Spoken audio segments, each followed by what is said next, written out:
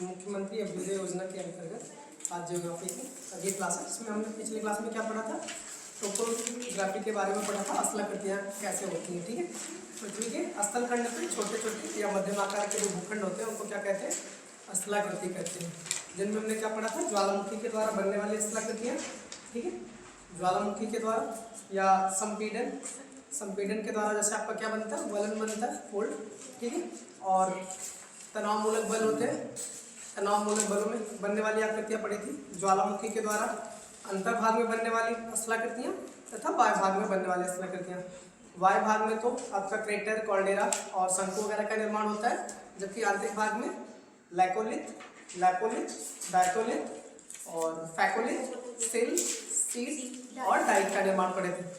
उसके अलावा कुछ और स्थलाकृतियाँ जो वायु भाग में वायु कारकों के द्वारा निर्धारित होती हैं। ठीक है, जिसमें आपका पवन के द्वारा बनने वाली स्थलाकृतियाँ होती हैं।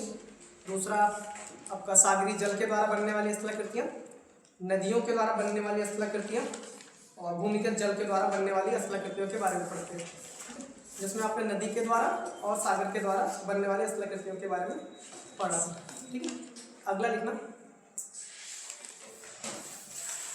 फोटो मैंने भेज दिया था सबको, ग्रुप पे था ना, उसको एक बार फोटो देख लेना। इसमें क्वेश्चन ज़्यादा नहीं पूछे जाते, सीधा सीधा क्वेश्चन पूछेगा कि निम्नलिखित स्थलाकृतियाँ किनसे संबंधित है या पवन के द्वारा संबंधित स्थलाकृतियाँ कौन सी है। ठीक है, मेन से भी यहाँ क्वेश्चन नहीं बनने वाले हैं, जो भी बनेंगे QIQ में बनते हैं ज़्यादा क्वेश्चन, हाँ, लेकिन आपको पता होना चाहिए।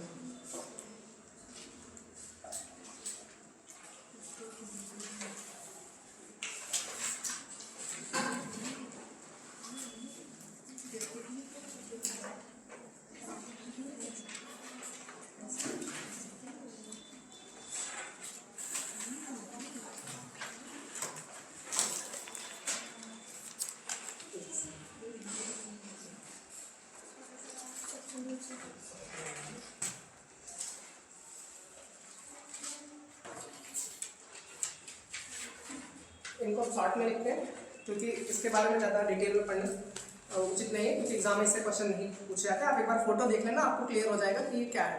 ठीक है, पहले लिखना भूमिगत जल के द्वारा। आपने कल नदियों के द्वारा, जिसमें आपने V आकार की घाटी पढ़ी थी, एक U आकार की घाटी होती है जो हिमानी के द्वारा बनती है। ठीक है, उसमें कन्फ्यूजन होता है। पहले लिखना भूमिगत जल के द्वारा बनने वाली स्थलाकृतियाँ। ठीक है, इसको रटने की कोशिश करना, मतलब एक दो बार पढ़ोगे तो आपको याद हो जाएगा। भूमिगत जल के द्वारा बनने वाले स्थलाकृतियाँ, इसमें पहला है लैपिस,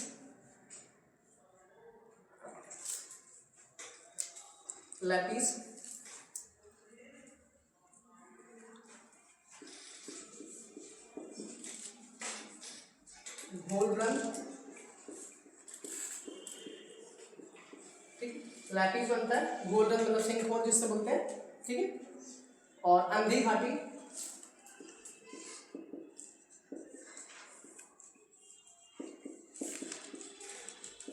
टेरारोसा,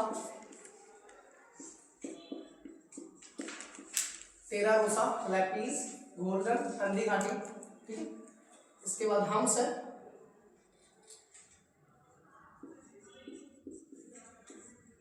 हम्स गुफा वगैरह बनते हैं। ये किसके द्वारा, भूमिगत जल के द्वारा।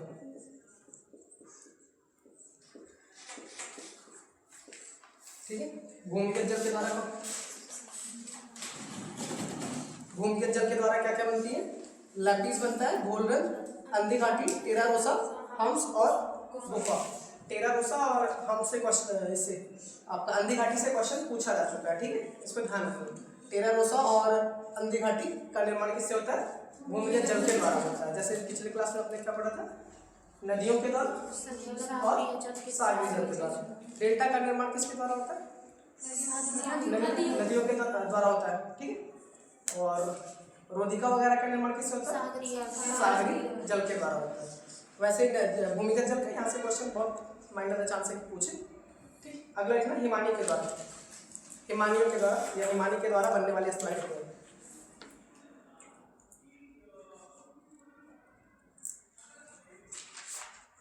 ठीक है, हिमानी के द्वारा बनने वाली स्थलाकृतियाँ।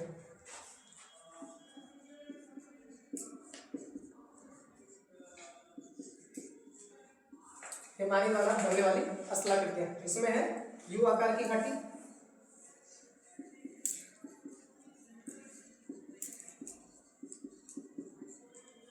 नदियों द्वार में आपने क्या पढ़ा था, वी आकार की घाटी, जिसमें क्या होता था, गाज और कैनियन का निर्माण होता था, जबकि इसमें क्या है, यू आकार की घाटी का निर्माण होता है। और हैंगिंग घाटी होती है जिसे लटकती हुई घाटी बोलते हैं।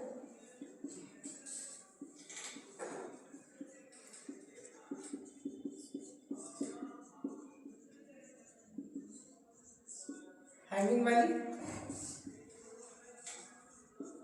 ऐसा लगता है कि घाटियां जो है लटकी हुई है, ठीक है, क्योंकि वहां पे बर्फ जमा रहता है और जब बर्फ वहां से पिघल के हट जाते हैं तो हैंगिंग वैली का निर्माण होता है। और सर्क बनते हैं जिसे हिमगहार बोलते हैं।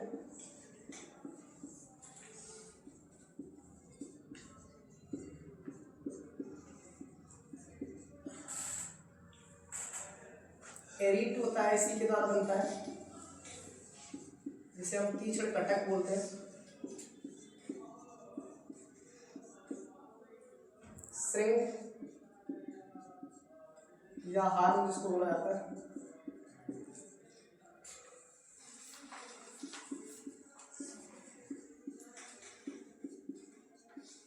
रास मोटोने, इसको बोलते हैं भीड़ पेट।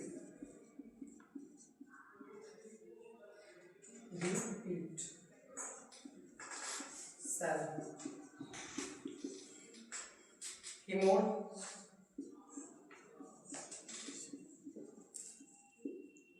अगला है हिमोन, टीला, जिसको क्या होता है, ड्रमलिन बोलते हैं। ठीक है, इसमें याद रखना सर्क पूछा जाता है एग्जाम में। यू और वी में अंतर जानना कि यू जो होता है किसमें होता है, नदी द्वारा, जबकि यू जो होता है किसमें, हिमानी के द्वारा बनने वाली है। और ड्रमलिन भी याद रखना, और रास मोटेने और एरीट सर्क, ये कंफ्यूजन हो सकता है, ठीक, इनका याद रखना। अगला है पवन द्वारा बनने वाली स्थलाकृतियां। एक बार फिगर देख लेना, ठीक है, इसको भेज दिया सबका, अपने आप ले आओ। ये स्थलाकृतियां हैं, इनको आप याद रख लेना, 2-3 बार पढ़ लेना तो ऑप्शन देख के एलिमिनेट कर सकते हैं।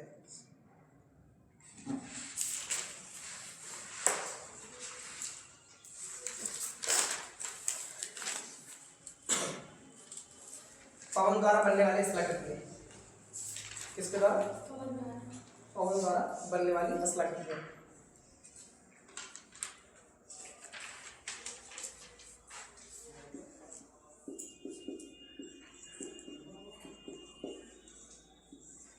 इसको लिखना पहला वातगर्त,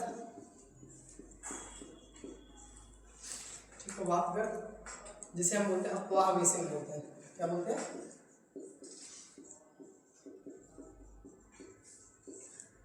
अफवाह बेसिन। छत्रक सैल, इसका निर्माण जो छत्रक सैल मतलब ऐसा लगता है कि मशरूम के जैसे आकार है, ठीक है, छत्रक, ठीक है, मशरूम के जैसे आकार है, और ये बनता है किसके द्वारा, पवनों के द्वारा होता है। और ज्यूजन,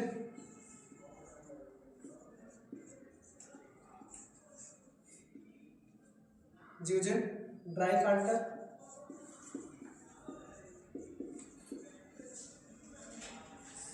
यार्डन,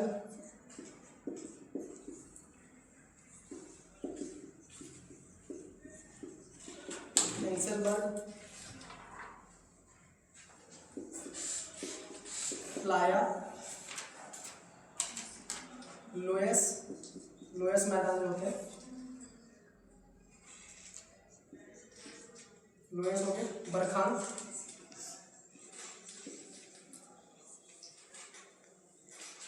बालू का स्तूप,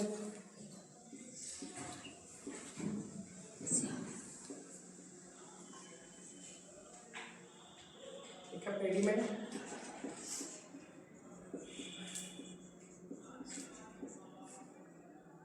और जालीदार शिला।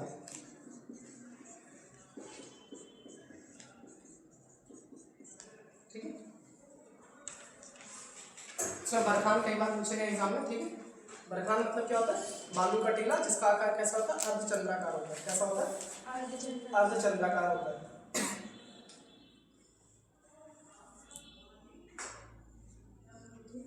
ऐसे ही जो एंसेलबर्ग है, ये भी याद रखना, एंसेलबर्ग, यार्डन और बरखान, लोएस और प्लाया, याद रखिए। प्लायर, प्लायर, ठीक है, प्लायर, ठीक है, एक समतल भाग जहाँ पे पवनों के द्वारा जब उस स्थान को खाली मिट्टी वहाँ से हटा दी जाती है, मतलब उस स्थान की स्थलाकृति बन जाती है और वहाँ पे पानी इकट्ठा हो जाता है, तो ऐसी जगह को हम क्या बोलते हैं, प्लायर कहा जाता है। ठीक है, बरखान जरूर याद रखना, बरखान क्या होता है, एक अर्धचंद्राकार होता है, उसका आकार जो होता है अर्धचंद्र की तरह होता है, उसके दोनों किनारे जो होते हैं वो नुकीले होते हैं, क्योंकि हवा के द्वारा उनको, मतलब वहाँ की मिट्टी या जो भी बालू है उनको हटाया जाता है, तो उनकी आकृति अर्धचंद्राकार होती है। ठीक, अर्धचंद्राकार जो बालू के टीले होते हैं उनको क्या बोलते हैं, बरखान कहा जाता है।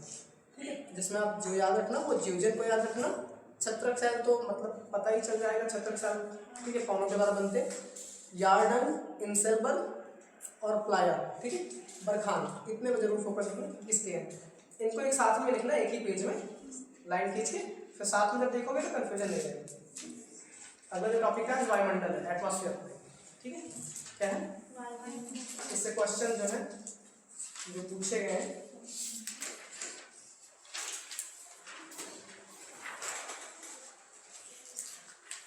जैसे टेरा रोसा के बारे में पूछा गया था कि टेरा रोसा का जो निर्माण हुआ है वो कैसे हुआ है, तो किसके द्वारा होगा, भूमिगत जल के द्वारा, और उसमें क्या होगा, चूना पत्थर के कारण होता है, किसके कारण, चूना पत्थर पाया जाता है, इसकी वजह से होता है। और एक पूछा गया है, राजस्थान में पूछा गया था कि यार्डन का निर्माण किसकी वजह से होता है, पवनों के द्वारा होता है, अर्थात वायु लिखा रहेगा, ठीक, चाहे वायु या पवन। और एक सकरी, गहरी तथा तीव्र ढाल युक्त किनारों वाली नदी की घाटी को किस नाम से जानते हैं, सकरी, गहरी और तीव्र, मतलब हाँ गॉर्ज या कैनियन बोल सकते हैं, ठीक है, जैसा ऑप्शन रहेगा, या तो वी आकार की घाटी बोलते हैं, और ऑप्शन अगर यू वी रहेगा या चाहे गार्ज रहेगा उसको हम लगा सकते हैं, ठीक, गार्ज या कैनियन बोलते हैं, ये भी पूछा गया है।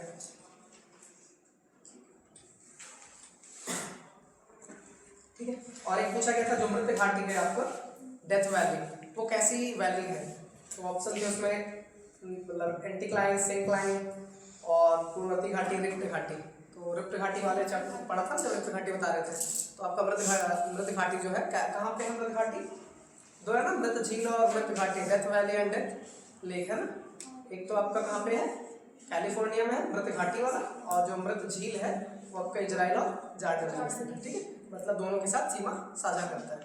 आज जो है वायुमंडल क्या है, एटमॉस्फेयर, एटमॉस्फेयर क्या है, पृथ्वी के चारों तरफ कई किलोमीटर तक, ठीक है, वायु का एक घेरा है जिसे क्या कहा जाता है, वायुमंडल कहा जाता है, जिसमें बहुत सारी गैसें हैं, सबसे अधिक मात्रा में जो गैस है वो कौन सी है, नाइट्रोजन गैस है, 78.08 के आसपास है, दूसरे नंबर पे आपका ऑक्सीजन आता है लगभग 20.8 समथिंग, ठीक है, जिसको हम 21% बोल सकते हैं, तीसरे नंबर पे आपका कौन सा है, आर्गन 0.93% है, चौथे नंबर पे आपका आता है कार्बन डाइऑक्साइड जिसका परसेंटेज है 0.34 लगभग में, ठीक है, 0.34, इसके बाद बहुत सारी गैस है, नियान है, ठीक है, क्रिप्टॉन है, जेनान है, जितनी भी अक्रिय गैसें हैं, अक्रिय गैसों को हमारे आवर्त सारणी में 18वें ग्रुप में रखा, 18वें, ठीक है, 18वें ग्रुप में रखा गया, 18वें वर्ग में रखा गया, टोटल वर्ग कितने होते हैं, 118 वर्ग 18 वर्ग होते हैं, तो लास्ट वाला जो वर्ग होता है 18वां, उसमें किसको रखा गया,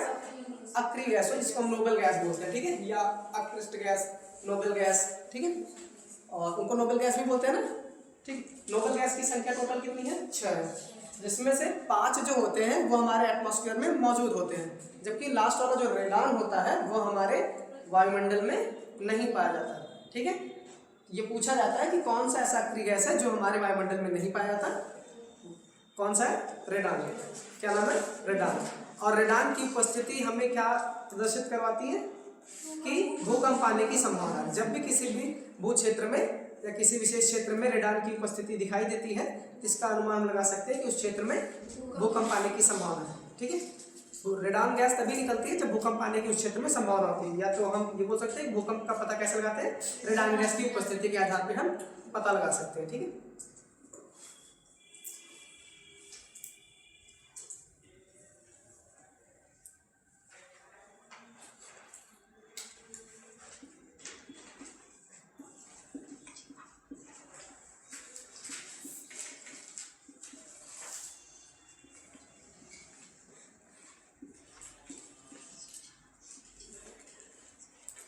एटमॉस्फेयर वायुमंडल, ठीक है। वायु पृथ्वी के चारों तरफ वायु के घेरे को हम क्या कहते हैं, वायुमंडल कहते हैं। वायुमंडल में बहुत सारी गैस है। जो हमारा वायु है ये कैसा है, एक विषमांगी मिश्रण, मतलब असमांगी या विषमांगी मिश्रण है। तो वायु क्या है, मिश्रण है या यौगिक है, मिश्रण है, ठीक है। ये भी क्वेश्चन ऐसे पूछे जाते हैं सिंपल सिंपल, ठीक है।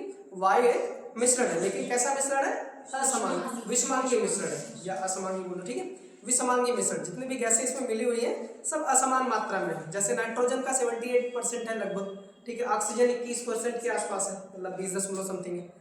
कार्बन डाइऑक्साइड है अलग अलग, सबका परसेंटेज क्या है, अलग अलग है, और सब असमान मात्रा में मिले हुए हैं। इसीलिए हम वायु को क्या बोलते हैं, एक विषमांगी मिश्रण का उदाहरण मानते हैं, ठीक है।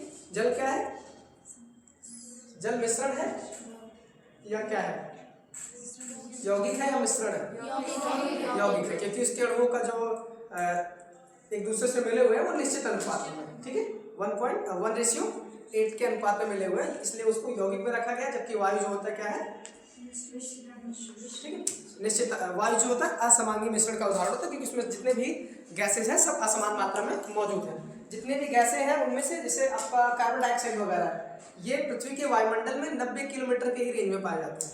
जो पृथ्वी का वायुमंडल जो है उसमें सतह से देखेंगे लगभग 80 से 90 किलोमीटर के बीच में आपका कार्बन डाइऑक्साइड वगैरह गैस पाई जाती है, ठीक है, कार्बन डाइऑक्साइड, नाइट्रोजन इत्यादि गैसें। लेकिन जो ऑक्सीजन होती है वो लगभग 120 किलोमीटर, सतह से लगभग 120 किलोमीटर की रेंज में आपका ऑक्सीजन गैस की उपस्थिति है। उसके ऊपर जो है ऑक्सीजन गैस या अन्य गैसों की उपस्थिति बहुत कम मात्रा में है, ठीक है। गैसें हैं लेकिन उनकी जो डेंसिटी है वो बहुत कम है। जैसे जैसे हम सतह से ऊपर जाते हैं, सतह पर जितनी भी भारी गैसें होंगी, जो भी भारी गैस होंगी वो नीचे रहेंगे, सतह के पास में रहेंगे। तो सतह के पास में, पृथ्वी की सतह के पास में जितनी भी गैसें हैं अर्थात उनका घनत्व क्या है, ज्यादा मात्रा में। जब घनत्व ज्यादा है यहाँ पर, ठीक है, यहाँ पर क्या होगा, घनत्व ज्यादा है, उनकी वजह से क्या होता है, उनमें फ्रिक्शन होता है, और टेम्परेचर सतह के पास में क्या होता है, अधिक मात्रा में होता है। गैसों की सघनता के कारण या घनत्व अधिक होने के कारण उनका टेम्परेचर सतह पर अधिक होता है। जैसे जैसे ऊपर जाती हैं गैसें हल्की होती जाती हैं तो ऊपर उठती हैं, तो वहाँ पे सघनता उनकी कम होती जाती है। इसी कारण जो उनका टेम्परेचर है सतह से ऊपर जाने पर कम होता जाता है। किंतु क्या ऐसी स्थिति हमेशा है कि सतह से हम ऊपर जा रहे हैं तो घटता ही जाए, ऐसा नहीं है। जैसे ही हम, क्योंकि हम एटमॉस्फेयर में 5 लेयर पढ़ेंगे, ठीक है, जिसमें आपका पहला ट्रोपोस्फियर है, स्ट्रेटोस्फियर, ट्रोपोस्फियर, आयनोस्फियर, मेसोस्फियर और एक्सोस्फियर, मतलब क्षोभ मंडल, समताप मंडल, मध्य मंडल, आयन मंडल और बहिर्मंडल। सब में क्या है, याद करने का ट्रिक यही है सिंपल सा, कि जैसे हम पहला लेयर, सबसे नीचे कौन सा है, क्षोभ मंडल है, जिस लेयर में हम लोग हैं, या जो भी मौसमी घटनाएं होती है किसमें होती है, क्षोभ मंडल में होती है।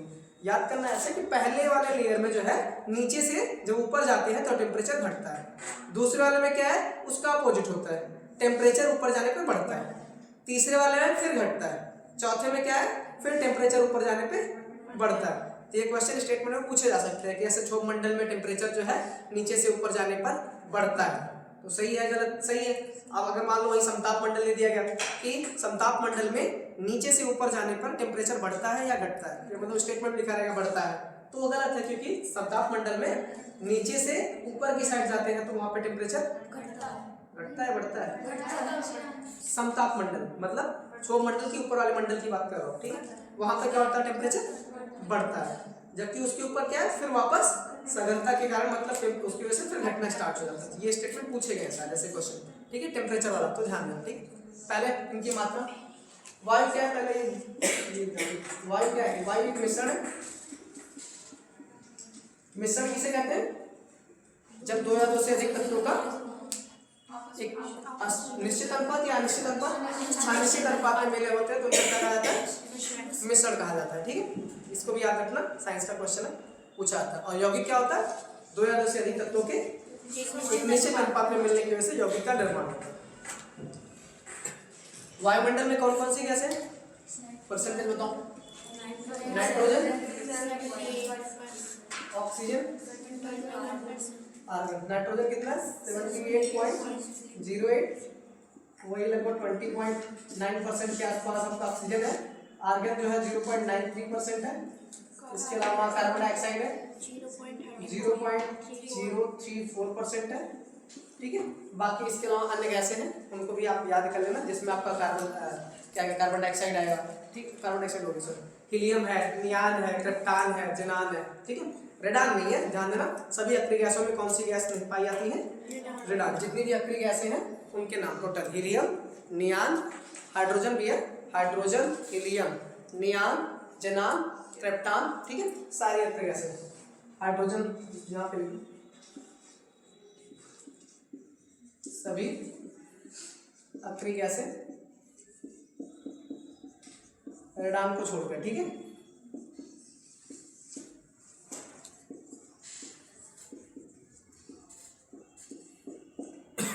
सभी अक्रिय गैसें हैं किंतु रेडान को छोड़कर, ठीक है। रेडान नहीं पाया जाता, इसको ज्यादा विशेष तौर पर ध्यान देना।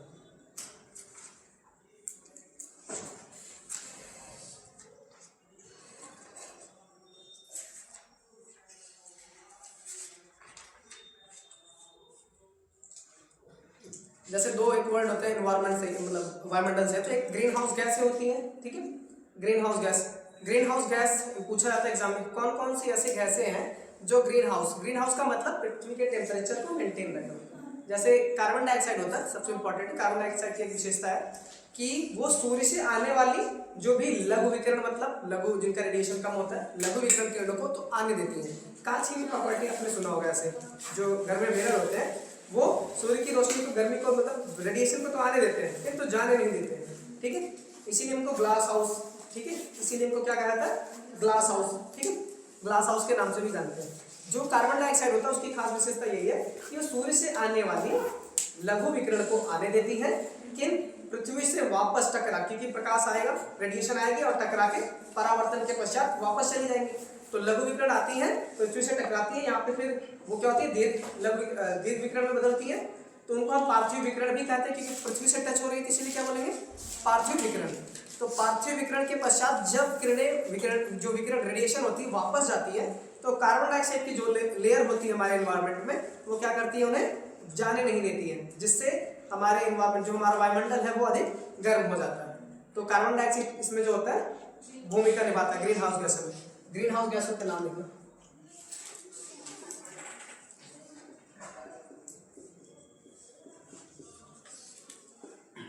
ग्रीन हाउस गैस, ठीक है, ये पूछा जाता है ग्रीन हाउस गैस के बारे में, कौन कौन सी गैसें होती है जो ग्रीन हाउस के अंतर्गत आती है।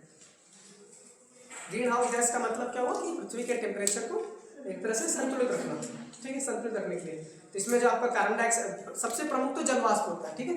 कार्बन डाइऑक्साइड की तो डेंसिटी, उसकी सघन क्या बोलते हैं, डेंसिटी ज्यादा, लेकिन ज्यादा मात्रा में अगर पूछा जाए कि हमारे ग्रीन हाउस गैस में कौन सी है, तो जलवाष्प। परसेंटेज के हिसाब से देखा जाए जलवाष्प जो है अधिक है। एक जलवाष्प है वाटर वेपर, ठीक है, जलवाष्प, carbon dioxide, methane, nitrous oxide, ठीक है, नाइट्रस ऑक्साइड, और ओजोन भी है, ओजोन, ठीक है। इसके अलावा CFC वगैरह है जो पूछे जाते हैं। फ्लोरोकार्बन वगैरह, ठीक है, CFC, फ्रेऑन गैस जिसको हम बोलते हैं ना। रेफ्रिजरेटर में क्या निकलती है, कौन सी गैस निकलती है? फ्रेऑन, जिसको हम CFC बोलते हैं, फ्रेऑन। इसमें जो N2O लिखा है इसको क्या बोलते हैं? नाइट्रिक या नाइट्रस? नाइट्रस बोलते हैं। क्या बोलते हैं? तीन होता है ना, एक NO होता है, NO2 और N2O, ठीक है, इसको नाइट्रिक, ठीक है, नाइट्रिक ऑक्साइड, ये नाइट्रस ऑक्साइड है, और नाइट्रोजन डाइऑक्साइड है।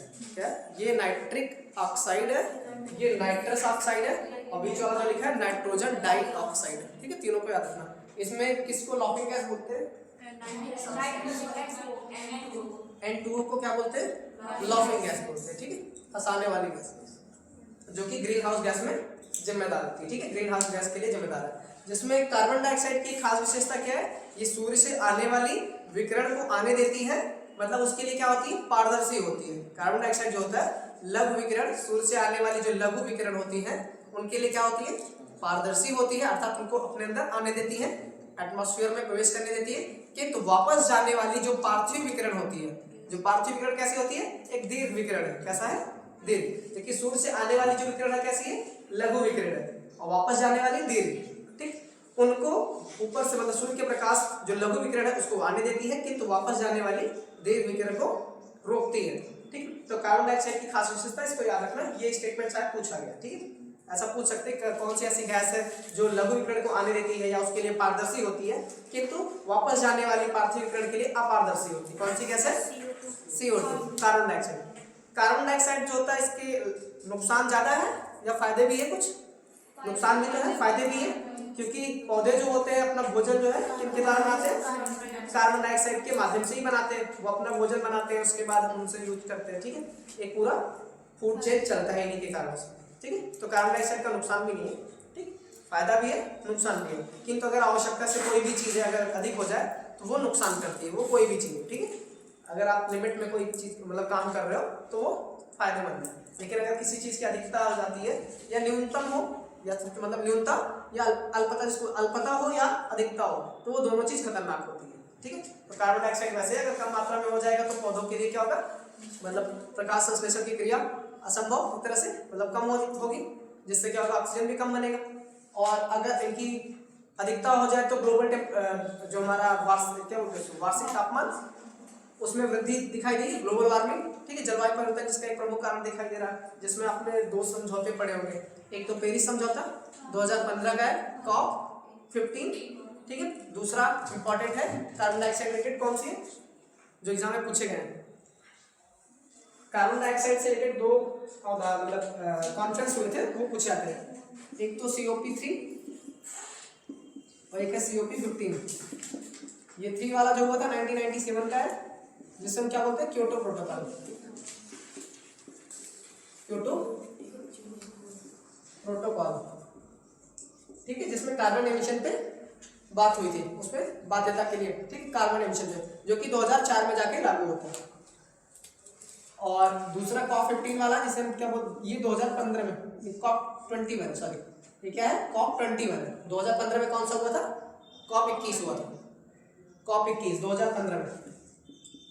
और ये कहाँ पे हुआ था, पेरिस समझौते में हुआ था, पेरिस में, इसीलिए इसको हम क्या बोलते हैं, पेरिस समझौता।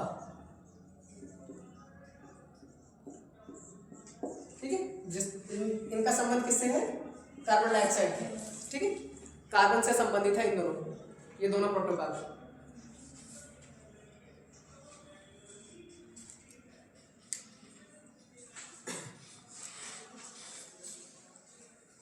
कार्बन डाइऑक्साइड से, ठीक है, ये प्रकाश संश्लेषण के लिए भी जिम्मेदार होती है। कार्बन डाइऑक्साइड जो होता है प्रकाश संश्लेषण के लिए जिम्मेदार है। जब हम कार्बन चक्र के बारे में पढ़ते हैं तो ठीक, तो कार्बन चक्र में क्या है, प्रकाश संश्लेषण के द्वारा कार्बन जो होता है, जो हमारे एनवायरमेंट में जो कार्बन डाइऑक्साइड है या कार्बन की मात्रा उसको अवशोषित करती है। ठीक है, जबकि हमारा जो कोयला वगैरह है इनसे हम लोग उत्सर्जित करवाते हैं, तो एक तरह से मेंटेन होता है। प्रकाश संश्लेषण पौधों के होने की वजह से एनवायरमेंट में क्या है, ग्लोबल टेम्परेचर को भी मेंटेन किया जा सकता है। दूसरा ऐसे नाइट्रोजन गैस है। नाइट्रोजन गैस का क्या इंपॉर्टेंट है, मतलब ये तो सबसे ज्यादा हमारे वायुमंडल में कौन सी गैस पाई जाती है, नाइट्रोजन गैस पाई जाती है। नाइट्रोजन गैस जो होते हैं, जितने भी लेग्यूमिनस प्लांट होते हैं, मतलब मटर वाले, दालें वाली चीजें होती है, फलीदार जितने भी पौधे होते हैं, उसमें कौन सी नाइट्रोजन गैस पाई जाती है, नाइट्रोजन एलिमेंट मतलब तत्व पाए जाते हैं। कौन से तत्व पाए जाते हैं, नाइट्रोजन तत्व पाए जाते हैं। ये भी पूछा जाता है कि प्रोटीन का एक तरह से सोर्स होता है नाइट्रोजन। प्रोटीन वाले जितने पौधे हैं जिससे भी प्रोटीन मिलता है, जैसे दाल वगैरह हो गई, मटर की दाल, ठीक है, उन सब में कौन सी तत्व की अधिकता होती है, नाइट्रोजन।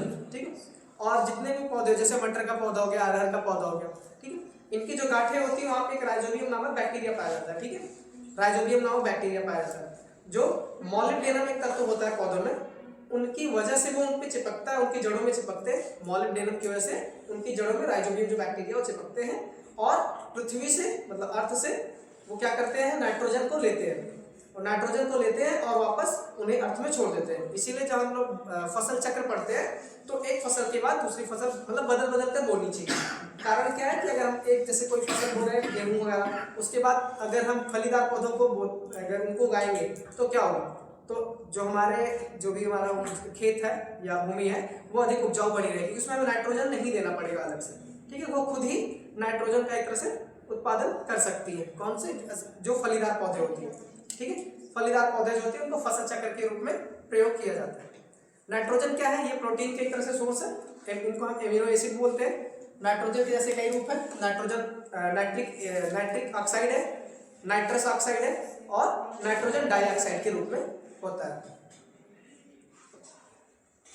वायुमंडल में नाइट्रोजन जो है नाइट्रोजन चक्र के द्वारा संतुलित होता है, वो नाइट्रस नाइट्रिक फिर एमिनो एसिड में कन्वर्ट होते हैं, वापस फिर नाइट्रोजन के रूप में पुनः प्राप्त हो जाता है। ये भी नाइट्रोजन है, ये पूरा एक सर्कल बनाता है, जैसे सारे चक्र में आपने पढ़ा था ना, पूरा एक चक्र चलता है, कोई चीज खत्म नहीं होने वाली, मतलब नियत है, वो किसी न किसी दूसरे रूप में मिलेगी, किसी एक रूप में उसकी मात्रा ज्यादा होगी, किसी दूसरे रूप में हो सकता है कम हो, लेकिन बैलेंस करेंगे तो दोनों हमेशा मतलब वो हमेशा नियत ही रहेगी। नाइट्रिक अमोनिया का फॉर्मूला क्या होता है, अमोनिया और अमोनियम का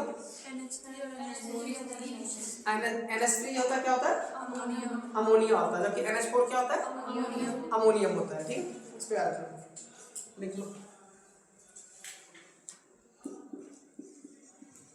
NH3 और NH4 में अंतर पता है?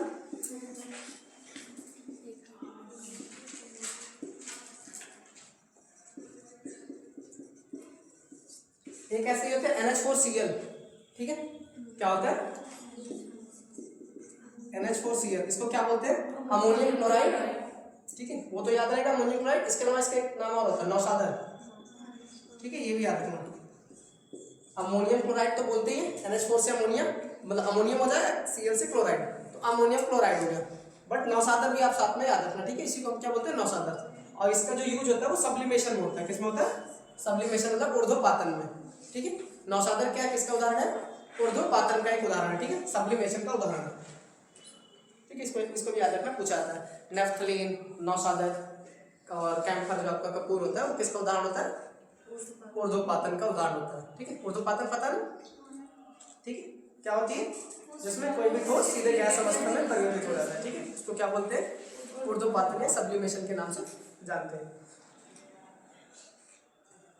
ऑक्सीजन क्या होता है, ऑक्सीजन के बारे में, ऑक्सीजन क्या है, ऑक्सीजन हमारे जीवन की तरह से प्राणदायक, जीवनदायक इसको बोला जाता है ह्यूमन के लिए, किसी भी जीव के लिए क्या है जीने। अच्छा एक क्वेश्चन है, आप लोग बताओ, ये जो पौधे होते हैं वो भोजन बनाते टाइम कौन सी गैस लेते हैं, अर्थात प्रकाश संश्लेषण की क्रिया के समय कौन सी लेते हैं और कौन सी वापस एनवायरनमेंट में छोड़ते हैं, या भोजन बनाते समय कार्बन डाइऑक्साइड लेते हैं और ऑक्सीजन छोड़ते हैं। किस समय, प्रकाश संश्लेषण के टाइम कार्बन डाइऑक्साइड लेते हैं और छोड़ते हैं ऑक्सीजन। और खाना बनाते टाइम, CO2 नहीं, CO2 खाना बनाते टाइम वही सेम मैंने पूछा, प्रकाश संश्लेषण होगी मतलब वो सेम है, CO2 ही लेते हैं। लेकिन श्वसन के समय क्या होता है, क्या वो श्वसन करते हैं, श्वसन के टाइम में उनका भी सेम स्थिति रहती है कि गैसें बदल जाती है।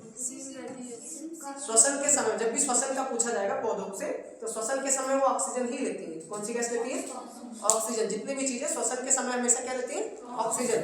प्रकाश संश्लेषण की क्रिया के समय ही बस वो क्या करती है, कार्बन डाइऑक्साइड लेती है, ठीक है। भोजन बनाते समय, भोजन बनाने के लिए उनको क्या चाहिए, कार्बन डाइऑक्साइड चाहिए, किंतु श्वसन के लिए ऑक्सीजन, इसको याद रखना, ठीक है, इंपॉर्टेंट है। हमेशा श्वसन के समय पौधे क्या करते हैं, क्योंकि सबको लगता है कि वो हमेशा कार्बन डाइऑक्साइड ले रही है और ऑक्सीजन एनवायरनमेंट में वापस छोड़ रही है, तो पूरा दिन वही सर्कल चल रहा है। किंतु क्या वो श्वसन के लिए, जब भी वो श्वसन करती है तो उनमें वो ऑक्सीजन गैस का प्रयोग करती है, ठीक है। जबकि प्रकाश संश्लेषण अर्थात भोजन बनाते समय, ठीक है, वो कौन सी गैस का प्रयोग करती है, CO2 का करती है और ऑक्सीजन को बाहर निकालती है। इसको बोलना होता है। सबसे ऑक्सीजन जो होता है हमारे एनवायरनमेंट में कौन से नंबर पे, दूसरे नंबर की गैस है, ठीक है। नाइट्रोजन के बाद इसका नंबर दूसरा आता है और 21% होता है। ये जीवों के लिए क्या है, प्राणदायक है, जीवनदायिनी है। ऑक्सीजन गैस ही सबके लिए जरूरी है, क्योंकि जीने के लिए क्या चाहिए, कौन सी गैस चाहिए, ऑक्सीजन, ठीक। और दहन जो होता है, दहन मतलब जलना, एक तरह से ना, किसी भी चीज को, किसी वस्तु को अगर जलाना है, कुछ भी चीज जलती है तो उसमें किसका योगदान होता है, ऑक्सीजन। कोई भी वस्तु तभी जलेगी जब वहां पे ऑक्सीजन उपस्थित होगा, ठीक है। ऑक्सीजन अगर उपस्थित नहीं है तो वो चीज या वो वस्तु नहीं जल सकती, ठीक है। जैसे जल होता है, जल किससे बना होता है, H2O, ठीक है, जिसमें हाइड्रोजन जलता है, जलाने में सहायक है ऑक्सीजन, लेकिन तो दोनों को अलग अलग रखना है। हाइड्रोजन जलता है क्योंकि सूर्य में क्या है, हाइड्रोजन और हीलियम गैस होती है, वो तो जलती है, और ऑक्सीजन क्या है, जलने में सहायक है। किंतु इन दोनों को आपस में मिला देने के बाद ये आग को बुझाने में भी, ये आग को बुझाने में काम आती है, अर्थात उनकी रासायनिक आंतरिक संरचना बदलने के बाद उनका पूरा काम भी बदल जाता है, ठीक है। यौगिकों में, ये तत्वों में खास बात है कि अगर उन दोनों को अलग अलग रखा जाएगा तत्वों को, तो वो क्या करती है, उनकी जो विशेषताएं होती हैं वो अलग अलग होती हैं। कि अगर उन दोनों को आपस में मिला दिया जाता है तो वो जैसे आप हाइड्रोजन और ऑक्सीजन का ही देख लो कि वो हाइड्रोजन अलग जलने में जलता है और ऑक्सीजन जो है जलने में सहायक है, किंतु जल क्या है, उनको बुझाने में काम आता है, ठीक है, क्योंकि उनकी आंतरिक संरचना में परिवर्तन होता है। तो हमने सुना होगा ना, जब घर में पानी होता है उसको जब भी पीना चाहिए तो ऐसा नहीं कि तुरंत पानी लिए या कहीं से निकाले और ग्लास में रखे तो उसे तुरंत पीना चाहिए।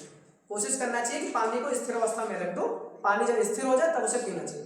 पानी को हमेशा शेक की तरह नहीं पीना चाहिए, ठीक है, उसे शेक करके मतलब उसे हिलाकर पानी पियो कि उसकी क्या होती है, उसकी जो आंतरिक संरचना होती है, रासायनिक संरचना, उसमें परिवर्तन होता है, तो वो एक दिन में नहीं लंबे समय में आपको दिखाई देता है उसका रिजल्ट। तो पानी को हमेशा स्थिर अवस्था में करके उसके बाद उसको पीना चाहिए, ठीक है। आर्गन गैस, आर्गन क्या है, आर्गन एक अक्रिय गैस है, ठीक है, आर्गन क्या है, एक अक्रिय गैस है, नोबेल सीरीज में आता है। इसके जो वाई कोर्स होते हैं ना, उसमें कितने इलेक्ट्रॉन वो होते हैं, इलेक्ट्रॉन्स होते हैं या सेल होते हैं, हाँ इलेक्ट्रॉन्स होते हैं। इनकी वैलेंसी, अच्छा आर्गन की वैलेंसी कितनी होगी, 0, क्योंकि वो किसी से रिएक्शन नहीं करेंगे ना, उनकी वैलेंसी क्या होगी, 0 होगी, ठीक। कितने, अच्छा आर्गन का परसेंटेज कितना है, 0.93% है। कितना परसेंट है, वायुमंडल में आर्गन की मात्रा कितनी प्रतिशत है, 0.93।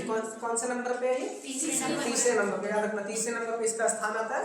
ये एक अक्रिय गैस है, ठीक है।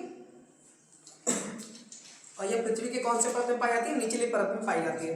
कारण क्या है कि इनकी मात्रा जो है भी ज्यादा है, अर्थात ये भारी एक तरह से होंगी, ठीक है, इनकी मात्रा ज्यादा है अर्थात इनका सघनता जो है घनत्व एक तरह से ज्यादा है, ठीक है, निचली परत में ही पाई जाती है। जितनी भी अक्रिय गैसें होती है जिसमें आपका क्या है, helium, neon, argon, helium, neon, argon, krypton, xenon, ठीक है, रेडान को छोड़ के सभी गैसें जो होती है हमारे वायुमंडल में पाई जाती है, ठीक है। और जितने भी ये अक्रिय गैसें होती है इनका सामान्यतः जो यूज होता है वो विद्युत बल्ब, जो इलेक्ट्रिक बल्ब्स होते हैं, ठीक है, चाहे आपका CFL हो, चाहे रॉड वगैरह जो होते हैं या LED बल्ब होते हैं, उनमें इस्तेमाल किया जाता है। जितनी भी अक्रिय गैसें होती है उनका प्रयोग जो होता है सामान्यतः कहाँ पे होता है, बल्ब वगैरह के निर्माण में होता है, ठीक है। जो आपकी फ्लैश लाइट वगैरह होती है ना मोबाइल की, उसमें भी किसका यूज किया जाता है, बल्ब के अंदर अक्रिय गैसों का यूज किया जाता है, ठीक। कार्बन डाइऑक्साइड का, कार्बन डाइऑक्साइड का परसेंट कितना है, 0.34% है। और ये हमारे इन्वायरमेंट में अगर स्थान के आधार पर देखा है तो चौथे नंबर पे आती है। कौन से नंबर पे, चौथे नंबर पे है। कार्बन डाइऑक्साइड संबंधित 2 COP3 इंपॉर्टेंट है और COP21 है, ठीक है, जिसमें क्या है, कार्बन की मात्रा या कार्बन एमिशन पे कंट्रोल करने के लिए बाध्यकारी समझौते किए गए थे। पहला है क्योटो प्रोटोकॉल, पूछा गया है कार्बन एमिशन से संबंधित है, कार्बन उत्सर्जन से संबंधित है, या कार्बन एमिशन का मतलब क्या है कि green house gas, carbon emission का मतलब क्या, ग्रीन हाउस गैस को कंट्रोल करना है। तो ये भी पूछा जा सकता है क्योटो प्रोटोकॉल का संबंध ग्रीन हाउस गैस से है, तो वो है ग्रीन हाउस गैस का संबंध किससे है, कौन से प्रोटोकॉल से है, क्योटो प्रोटोकॉल से। वो कब आया था, 1997 में आया था, तीसरे नंबर का प्रोटोकॉल होता है, ठीक है। कौन सा प्रोटोकॉल, तीसरा। पहला आया था 1995 में, फिर 1996, फिर 1997, तीसरा प्रोटोकॉल है। और COP21 जो होता है 2015 में आता है, ये पेरिस समझौते के नाम से जाना जाता है। इसमें हमारा जो वायुमंडल है, जो हमारा एटमॉस्फेयर है, उसके टेम्परेचर को लगभग 2% से घटाकर 2% से घटाकर 2 डिग्री सेल्सियस से घटा के कितना करना था, 1.5 डिग्री सेल्सियस करना था, ठीक है। ये भी पूछा गया कितना डिग्री सेल्सियस तक उसको लाना है, 1.5 डिग्री सेल्सियस तक उसको करना है, ठीक, टेम्परेचर को। कार्बन डाइऑक्साइड क्या होता है, ये प्रकाश संश्लेषण की क्रिया में जरूरी है।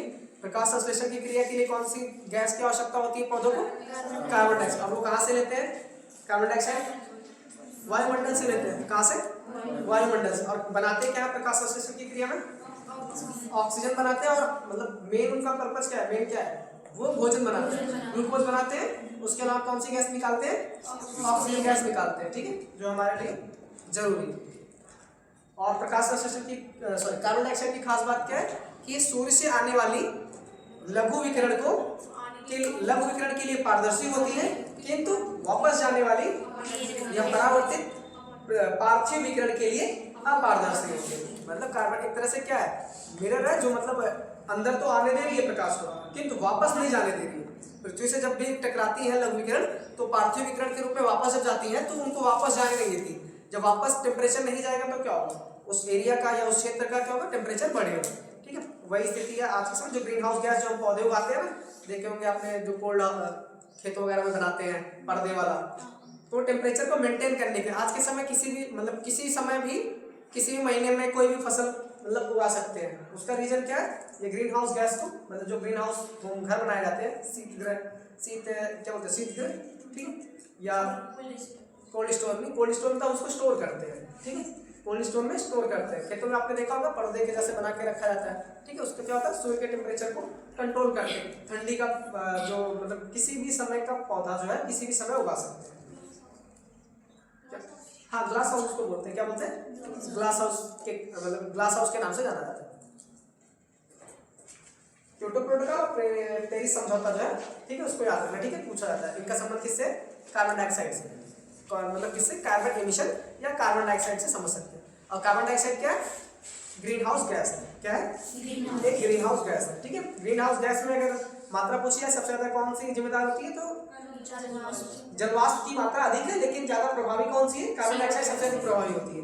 और अगर मात्रा के आधार पर देखा है जलवाष्प सबसे ज्यादा पाई जाती है, ठीक है, जलवाष्प है, कार्बन डाइऑक्साइड है, CH4 मतलब मीथेन है, ठीक है, और N2 मतलब नाइट्रस ऑक्साइड है, ओजोन है। तो एक बार क्वेश्चन पूछा गया था जो ग्रीन हाउस गैस होती है क्या उसमें आपका नाइट्रोजन जिम्मेदार है, नाइट्रोजन तो नहीं है, अगर नाइट्रोजन डायरेक्ट पूछा जाए तो नहीं है। कार्बन मोनोऑक्साइड है ग्रीन हाउस गैस में, CO है नहीं है, ध्यान देना, CO नहीं है, ऑक्सीजन भी है नहीं, CO ऑक्सीजन इन दोनों को अलग से याद रखना। इस कार्बन डाइऑक्साइड और ऑक्सीजन गैस जो होता है ग्रीन हाउस गैस के लिए जिम्मेदार नहीं होते, ठीक है, ऐसे क्वेश्चन पूछे गए। अगला है ओजोन, क्या है, ओजोन, ओजोन गैस, ठीक है। ओजोन गैस क्या है, ओजोन की दो स्थिति है, एक तो वो लाभदायक भी है, ठीक है, और हानिकारक भी है। ओजोन जब होता है एटमॉस्फेयर मतलब हमारे वायुमंडल में, अगर निचली परत में अर्थात क्षोभ मंडल में, तो वो क्या है हमारे लिए नुकसानदायक। क्यों, क्योंकि वो ग्रीन हाउस गैस का वहाँ पे काम करती है, ग्रीन हाउस गैस के लिए जिम्मेदार होती है।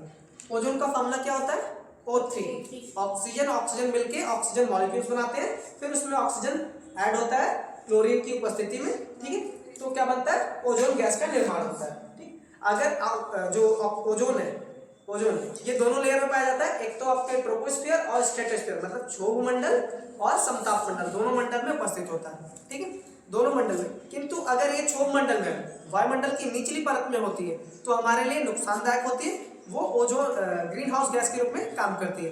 किंतु अगर वो समताप मंडल में है, समताप मंडल में इसकी जो किलोमीटर सतह से ऊंचाई पाई जाती है ओजोन की, वो लगभग 10 से 50 किलोमीटर के रेंज में होती है। कितनी होती है, 10 से 50 किलोमीटर के बीच में पाई जाती है।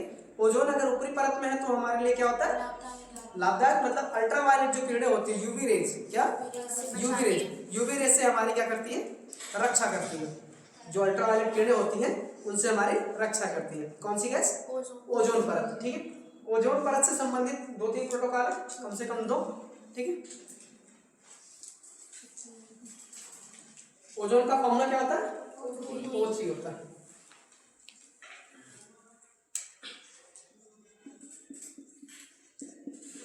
ये कौन सी लेयर में पाई जाती है, दोनों लेयर में पाई जाती है, क्षोभ मंडल और समताप मंडल दोनों में पाई जाती है।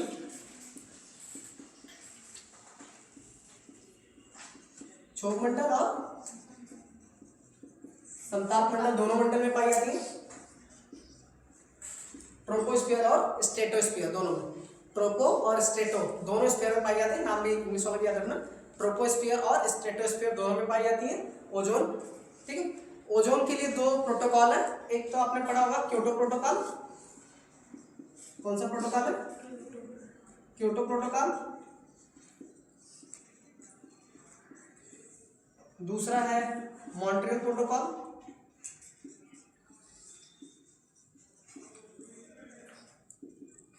तीसरा है आपका किगाली समझौता, किगाली एग्रीमेंट, ठीक है। क्योटो प्रोटोकॉल कब हुआ था, क्योटो नहीं है, इसको क्या बोलते हैं, वियना समझौता, ठीक है। क्या नाम है, क्योटो तो कार्बन एमिशन से संबंधित है ना।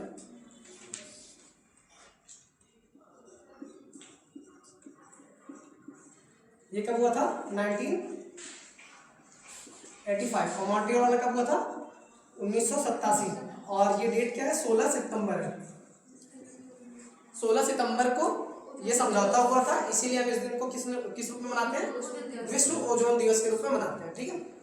और किगाली समझौता जो हुआ था वो 2016 में हुआ था। कब हुआ था? 2016 में। इन तीनों का संबंध किससे? ओजोन लेयर से। किससे है?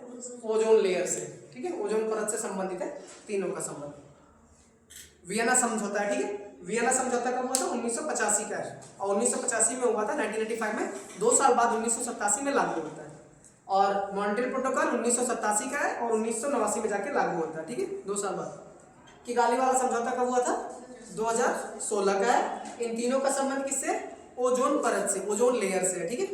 और वैसे कार्बन डाइऑक्साइड का था दो, एक का नाम क्या था? क्योटो प्रोटोकॉल, दूसरे का नाम पेरिस समझौता।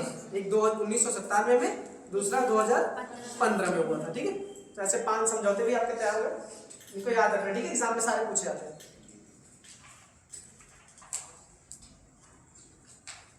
और एक व्यक्ति होते हैं जोसेफ फोरमैन, क्या नाम है? जोसेफ फोरमैन, जो 1984 में, कब? 1984 में ओजोन छिद्र, ठीक है, ओजोन होल के बारे में बताते हैं। क्या नाम है उनका? जोसेफ फोरमैन, जिन्होंने 1984 में, 1984 में, ठीक है, क्योंकि 1985 में वियना कॉन्फ्रेंस होता है, वियना प्रोटोकॉल या वियना समझौता इसको बोलते हैं। वियना कॉन्फ्रेंस 1985 से 1 साल पहले 1984 में एक व्यक्ति होते हैं जोसेफ फोरमैन, नाम याद रखना, जोसेफ फोरमैन ने, ठीक है, ओजोन छिद्र के बारे में सबसे पहले बताया था। ओजोन छिद्र के विषय में सबसे पहले किसने बताया था? जोसेफ फोरमैन ने बताया था। क्या नाम है? Joseph foreman.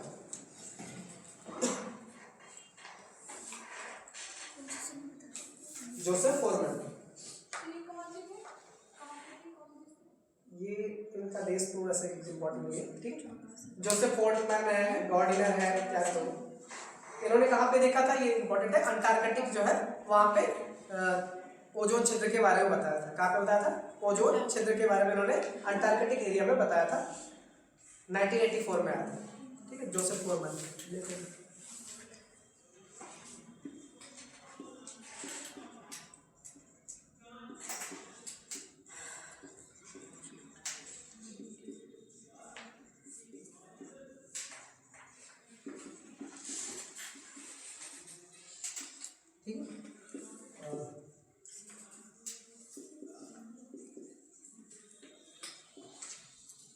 ओजोन छिद्र के विषय में जोसेफ फोरमैन ने 1984 में बताया था, अंटार्कटिक एरिया के विषय। वायुमंडल में जो ओजोन परत होती है, ओजोन की लेयर जो होती है, उसकी मोटाई होती है अलग अलग। जैसे हम ओजोन लेयर की बात करते हैं, जब हम भूमध्य रेखा पे होते हैं तो वहाँ पे ओजोन लेयर अधिक, उसकी मोटाई जो होती है अधिक होती है। कि जैसे ध्रुवों की साइड में जाते हैं तो ओजोन लेयर पतली होती चली जाती है, ठीक है। ओजोन लेयर जो होती है भूमध्य रेखा से ध्रुवों की तरफ जाने पर उसकी मोटाई क्या होती है? कम होती जाती है, मोटाई उनकी कम होती जाती है। तो ये स्टेटमेंट पूछा जा सकता है, ठीक है। ओजोन परत की जो मोटाई है वो ध्रुवों से भूमध्य रेखा की आने पर क्या होती है? बढ़ती है, किंतु भूमध्य रेखा से ध्रुवों की तरफ जाने पर कम होती जाती है, ठीक है। इसको नोट भी कर लेना, इसको याद रखना, ठीक है। इनकी मोटाई जो है भूमध्य रेखा से ध्रुवों की तरफ जाने पर क्या होती है? बढ़ती है। भूमध्य रेखा से ध्रुवों की तरफ जाने पर अधिक होती है, भूमध्य रेखा से सॉरी कम होती है। भूमध्य रेखा से ध्रुवों की तरफ जाने पर क्या होता है? कम होती है। ओजोन परत की मोटाई भूमध्य रेखा से ध्रुवों की तरफ जाने पर कम होती है।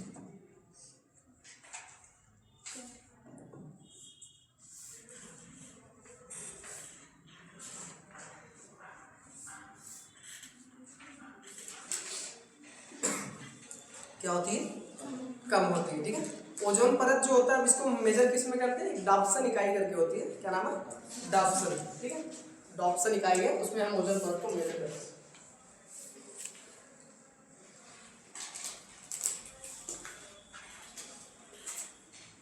जो ओजोन लेयर होती है इसका मेजरमेंट किस में करते हैं?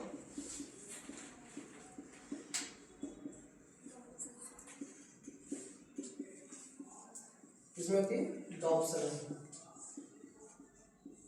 डॉप्सन एक यूनिट होती है, उसमें क्या आता है? डॉप्सन इकाई।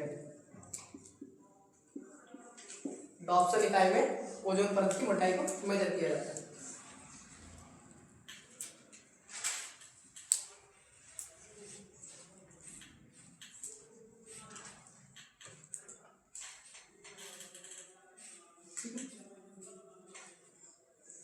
अगला है वाटर वेपर। क्या है? जलवाष्प के विषय में। जलवाष्प जो होता है हमारे वायुमंडल के निचली सतह में लगभग लगभग देखें तो 90% जलवाष्प जो होता है निचली परत में ही पाई जाती है। जलवाष्प जो होता है वायुमंडल के निचली परत में लगभग 90% पाया जाता है। कितना प्रतिशत? लगभग 90% वायुमंडल में हमारे एटमॉस्फेयर में निचली सतह में जो जलवाष्प की मात्रा होती है लगभग 90% होती है। जलवाष्प जो होता है हमारे वायुमंडल या हमारे एनवायरमेंट के लिए एक तरह से कंबल का काम करता है। क्या करता है? कंबल का कार्य करता है, अर्थात रोकता है। ठीक है, कंबल अर्थात रोकना, जैसे हम अपने आप को बचाते हैं ना ठंडी में, तो भी हमारा जलवाष्प जो होता है हमारे लिए क्या है? एक तरह से कंबल के कार्य करते हैं। ठीक, ऊपर से आने वाली जो भी, चाहे ठंडी का मौसम हो, ठंड हो, चाहे सूर्य के प्रकाश को रोकने का मतलब प्रयास करता है। और इसकी जो ऊंचाई होती है लगभग 8 किलोमीटर की ऊंचाई तक जलवाष्प हमारे एनवायरमेंट में लगभग 90% पाया। सतह से 8 किलोमीटर की ऊंचाई तक कितना जलवाष्प पाया जाता है? जितना भी जलवाष्प है उसका 90% जो होता है सतह से 8 किलोमीटर की ऊंचाई पे पाया जाता है।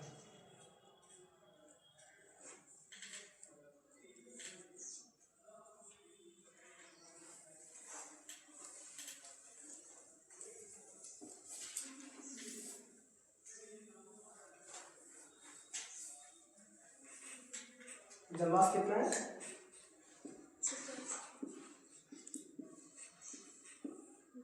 8 किलोमीटर में लगभग कितना प्रतिशत पाया जाता है? जलवाष्प 90% जलवाष्प इन्हीं 8 किलोमीटर पाया जाता है। ये हमारे इनको किस नाम से जानते हैं? इनको हम कंबल भी बोलते हैं, क्योंकि हमें ये टेम्परेचर से, ठंड से, मतलब टेम्परेचर से हमारी रक्षा करती है, चाहे कम हो या ज़्यादा हो। और जलवाष्प क्या होता है? जलवाष्प एक तरह से कैसी गैस है? ग्रीन हाउस गैस है। कौन सी गैस है?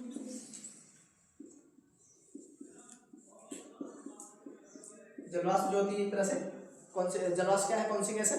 ग्रीन हाउस गैस है। जो भी मौसमी घटनाएं होती हैं जिसमें आपका कोहरा, ठीक है, ओस, ये सब किसके कारण होती हैं? जलवाष्प की ही, जल की बूंदें ही तो होती है जो हमारे एनवायरमेंट में मतलब ठंडियों के समय दिखाई देती है। फॉग, स्मॉग जिसको बोलते हैं, कोहरा हो गया, ठीक है, इत्यादि। अगला है वायुमंडल की संरचना। ठीक है,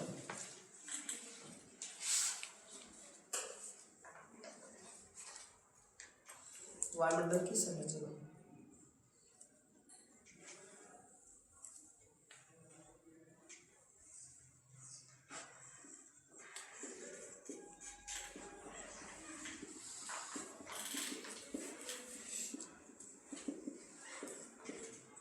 टोटल परतें कितनी होती है? 5 परत पढ़ते हैं।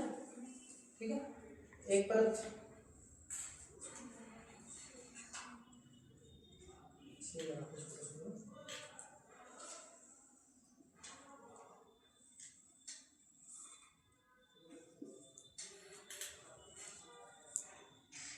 ये आपका हो गया नीचे वाला ट्रोपोस्फियर, क्षोभ मंडल,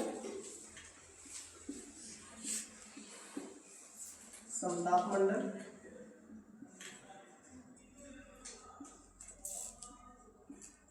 मध्यमंडल,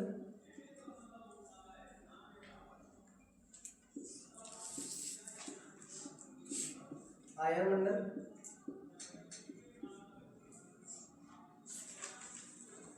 इसको बहिर्मंडल बाहरी वाला जो है एक्सोस्फीयर जिसको बोलते हैं, बहिर्मंडल। ठीक है, सबसे नीचे जो है वो क्षोभ मंडल है। ठीक है, फिर संताप मंडल, मध्यमंडल, आयन मंडल, बहिर्मंडल। सबसे बाहरी वाला क्या है? बहिर्मंडल। इसको नहीं बनाया तो भी अच्छा है। ठीक है, क्योंकि पूरा का पूरा जो होता है इसके बाहर जो है वो बहिर्मंडल है। इसके बाहर जो है क्या है? बहिर्मंडल, एक्सोस्फीयर। पहला कौन सा? ट्रोपोस्फियर, स्ट्रेटोस्फियर, मेसोस्फियर, आयनोस्फियर और एक्सोस्फियर।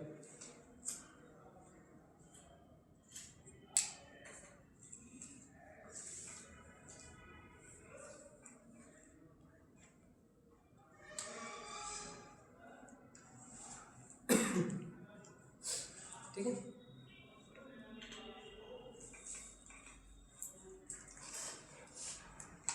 क्षोभ मंडल है, समताप मंडल है, मध्यमंडल, आयन मंडल, बहिर्मंडल।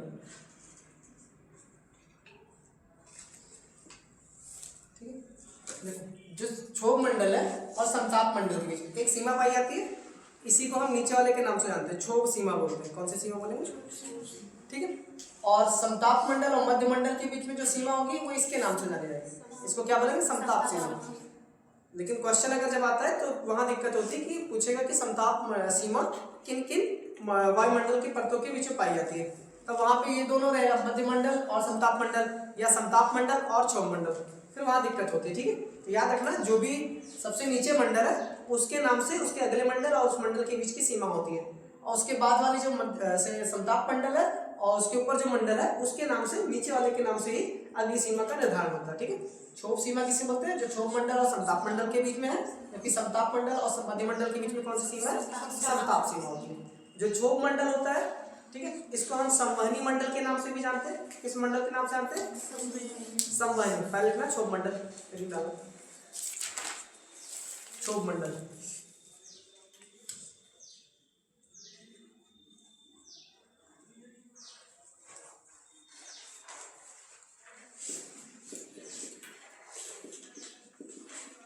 क्षोभ मंडल, जिसको हम संवहनी मंडल या संवहन मंडल के नाम से जानते हैं। संवहन मंडल, विक्षोभ मंडल,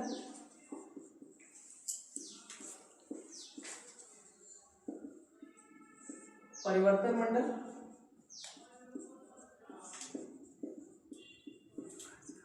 इत्यादि नामों से इसको जाना जाता है। कई नाम होते हैं। ठीक है, एक तो ट्रोपोस्फीयर बोलते ही, ठीक है, क्या बोलते हैं? ट्रोपोस्फीयर भी बोलते हैं ना इंग्लिश में। क्या बोलते हैं? ट्रोपोस्फीयर।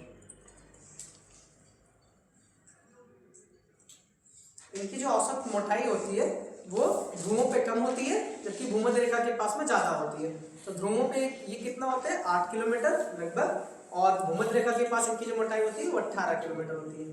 तो 8 और 18, तो हम एवरेज जब निकालते हैं तो 13 किलोमीटर इनका औसत आता है। तो क्षोभ मंडल की जो औसत मोटाई है, ऊंचाई है, कितनी है?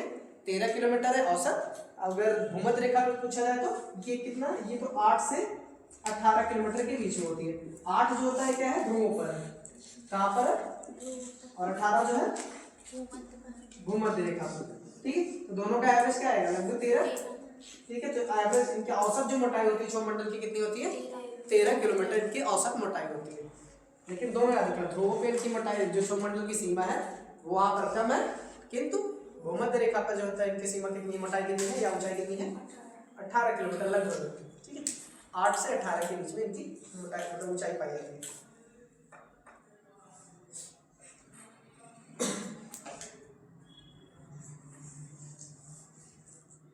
तो विषुवत रेखा पे इनकी मोटाई ज्यादा होती है या ध्रुवों पे इनकी मोटाई ज्यादा होती है?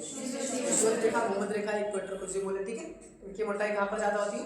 विषुवत रेखा पे इनकी मोटाई अधिक होती है। ठीक है, या ज्यादा होती है। इनमें जितनी भी जलवायु, मौसमी एवं जलवायु घटनाएं होती हैं सब इन्हीं के मतलब इसी मंडल में होती है। मौसमी और जलवायु घटनाएं सब कहाँ पे होती हैं? क्षोभ मंडल में ही होती है।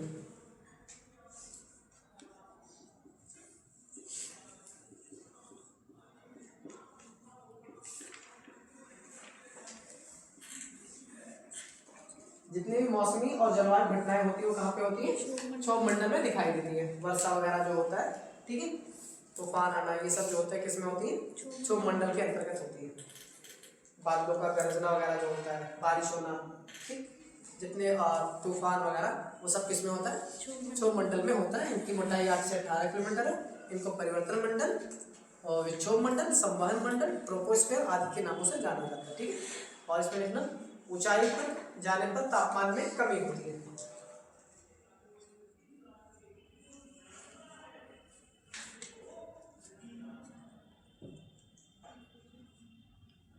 ऊंचाई पर जाने पर तापमान में कमी होती है। तापमान में क्या होता है? कमी होती है। और ये तापमान में कमी कितनी होती है? 1000 मीटर की ऊंचाई पर जाने पर 6.5 डिग्री सेल्सियस की कमी होती है, 6.5। ठीक है, अर्थात 165 कितना होगा? 165 मीटर, 165 मीटर, 165 मीटर में 1 डिग्री सेल्सियस की कमी होती है। इतना टेम्परेचर क्या होता है? डाउन होता है। 1000 मीटर मतलब 1 किलोमीटर ऊपर जाएंगे तो 6.5 किलोमीटर मतलब 6.5 डिग्री टेम्परेचर क्या होगा? डाउन होता है, तापमान में कमी होती है। और 165 मीटर पे कितना होता है? 1 डिग्री सेल्सियस, 1 डिग्री सेल्सियस की कमी होती है 165 मीटर की ऊंचाई पर जाने पर। इससे क्या मतलब निकलता है कि क्षोभ मंडल में सतह से ऊपर जाने पर तापमान में क्या होती है? कमी होती है। ये पॉइंट याद रखना। ठीक है, सबसे इंपॉर्टेंट ये है।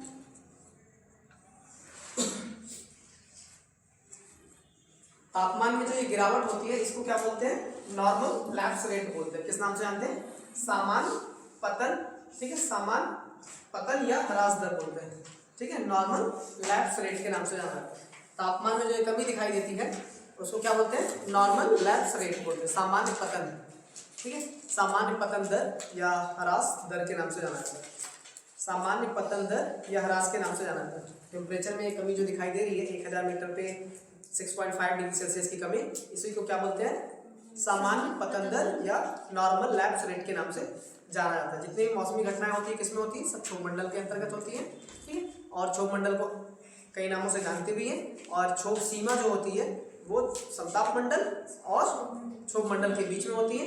समताप मंडल में क्या होता है, जो ओजोन परत होता है वो समताप मंडल के ऊपरी लेयर, समताप मंडल के जो ऊपरी भाग होते हैं उसमें ओजोन परत पाई जाती है, लेकिन उनकी जो एक तरह से क्या बोलेंगे सांद्रता होती है वहां पर क्या होती है, कम होती है। ओजोन परत की सांद्रता जो है क्षोभ मंडल में कम होती है जबकि समताप मंडल में अधिक होती है, किंतु ओजोन परत जो होता है वो दोनों मंडलों में पाया जाता है, ठीक है, याद रखना, समताप में भी पाया जाता है और क्षोभ मंडल में भी पाया जाता है।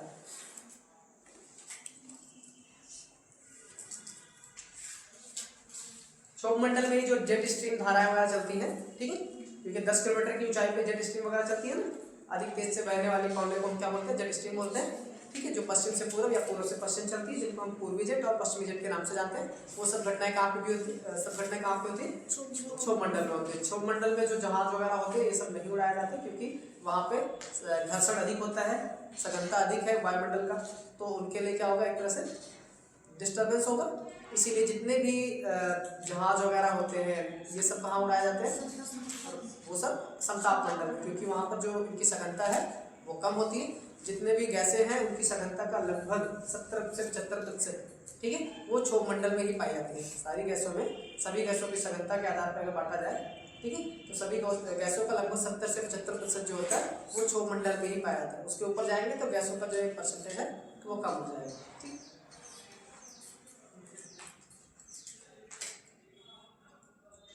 एक होता है तापीय प्रतिलोपन, लिखना नहीं है बस वर्ड ध्यान रखना, तापीय प्रतिलोपन ये वर्ड है। तापीय प्रतिलोपन मतलब ताप का प्रतिलोम मतलब उल्टा, अर्थात टेम्परेचर जो होता है यहाँ पे घटता है, ऊपर जाने पर घटता है, जो है टेम्परेचर ऊपर जाने पे घट रहा है इसी को हम क्या बोलते हैं, तापीय प्रतिलोपन, टेम्परेचर का घटना।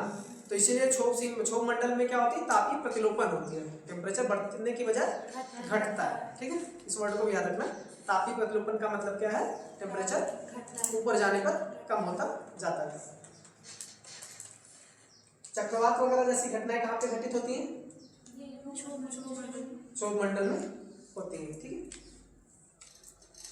अगला है स्ट्रेटोस्फीयर, समताप मंडल।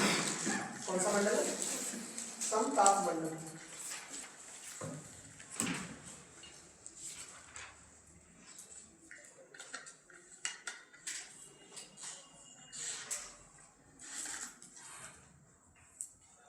क्या नाम है, समताप मंडल।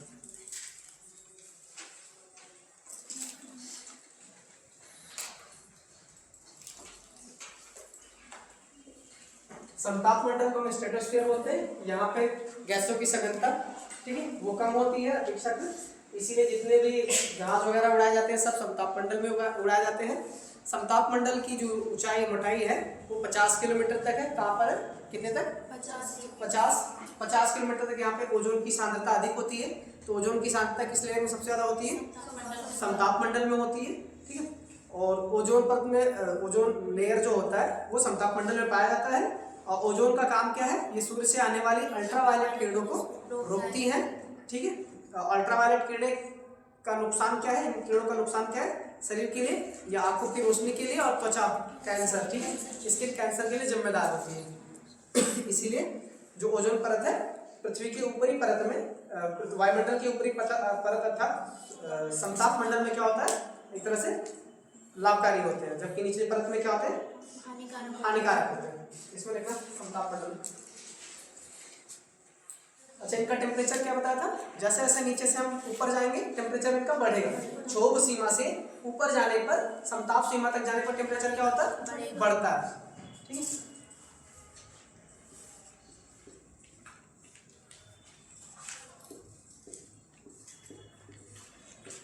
इनको क्या बोलते हैं? स्ट्रेटोस्फीयर बोलते हैं। नाम रखना, स्ट्रेटोस्फीयर में पूछा जा सकता है कि स्ट्रेटोस्फीयर क्या है, ठीक है, ऐसे भी लिख के आ सकता है हिंदी में भी स्ट्रेटोस्फीयर, ठीक है। स्ट्रेटोस्फीयर जो होता है किसके बाद आता है? क्षोभमंडल के बाद आता है। दूसरा क्रम भी लगाने के लिए आता है क्वेश्चन, ठीक है। पहले क्षोभमंडल है, संताप मंडल है। देखिए तो सिंपल क्वेश्चन लग रहा है कि ये भी सीमा जब पूछा जाएगा, बट वहाँ पे जब 4 ऑप्शन रहते हैं ना तो प्रेशर अलग से रहता है एग्जाम में, तो फिर गलत हो जाता है, ठीक है। दूसरे नंबर पे क्या है? स्ट्रेटोस्फीयर। जितने भी हवाई जहाज वगैरह उड़ाए जाते हैं वो सब संताप मंडल में उड़ाए जाते हैं, और इनकी टेम्परेचर जो होती है नीचे से ऊपर जाने पर क्या होता है? बढ़ती है। जबकि अभी क्षोभमंडल में क्या पड़ा था? नीचे से ऊपर जाने पर घटती थी, अर्थात वो तापीय प्रतिलोपन को दिखा रहे थे। यहाँ पे ताप का प्रतिलोम नहीं है, एक तरह से अनुलोम है। आगे मतलब नीचे से ऊपर जाने पर क्या हो रही है? बढ़ रही है, ठीक है, इतना याद रखो। और जो वायु उड़ानें होती है वो इनके लिए ज़्यादा ही आदर्श होती है, सुटेबल होती है, क्योंकि यहाँ पे वायु की सघनता ऊपरी परत में क्या होती है? अपेक्षाकृत क्षोभमंडल के कम होती है, ठीक है। इनके अपेक्षाकृत या क्षोभमंडल की अपेक्षाकृत संताप मंडल में वायुमंडल या सॉरी गैसों की सघनता कम होने के कारण वायुयानों का उड़ान के लिए आदर्श दशा संताप मंडल में पाई जाती है।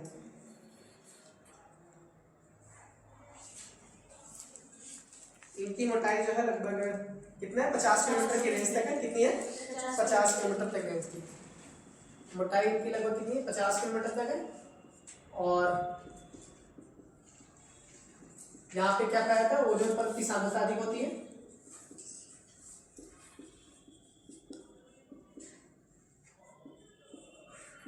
या ओजोन परत कहा जाता है। और कितना होता है? लगभग ये 10 से 30 किलोमीटर के बीच में होती है। अर्थात 10 मतलब क्या हो गया? आपका क्षोभमंडल का हो जाएगा ओजोन परत के लिए, और 30 किस में चला जाएगा? संताप मंडल में, ठीक है। तो संताप मंडल में ही ओजोन परत पाई जाती है, क्षोभमंडल में पाई जाती है, किंतु इनकी सांद्रता अगर पूछी जाए सबसे ज्यादा क्या है? संताप मंडल। अगर दोनों ऑप्शन है तो हम किसको चूज करेंगे? संताप को चूज करेंगे, ठीक है। क्षोभ भी है और ये भी है, संताप भी है, तो हम किस मंडल को चूज करते हैं? संताप मंडल। यहाँ पे हवाई जहाज जो है, हवाई जहाजों के लिए क्या आदर्श दशा होती है?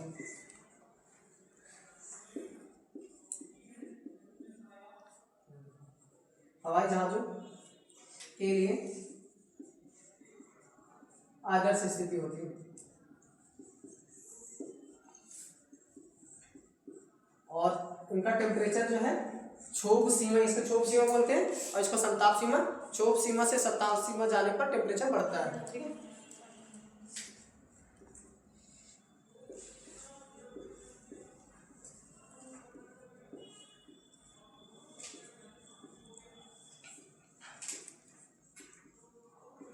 अधिक होता है।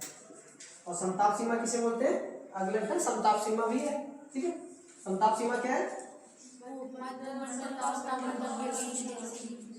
एक होता है संताप सीमा जो संताप मंडल और मध्य मंडल मतलब मेसोस्फीयर और स्ट्रेटोस्फीयर के मध्य पाया जाता है, ठीक है।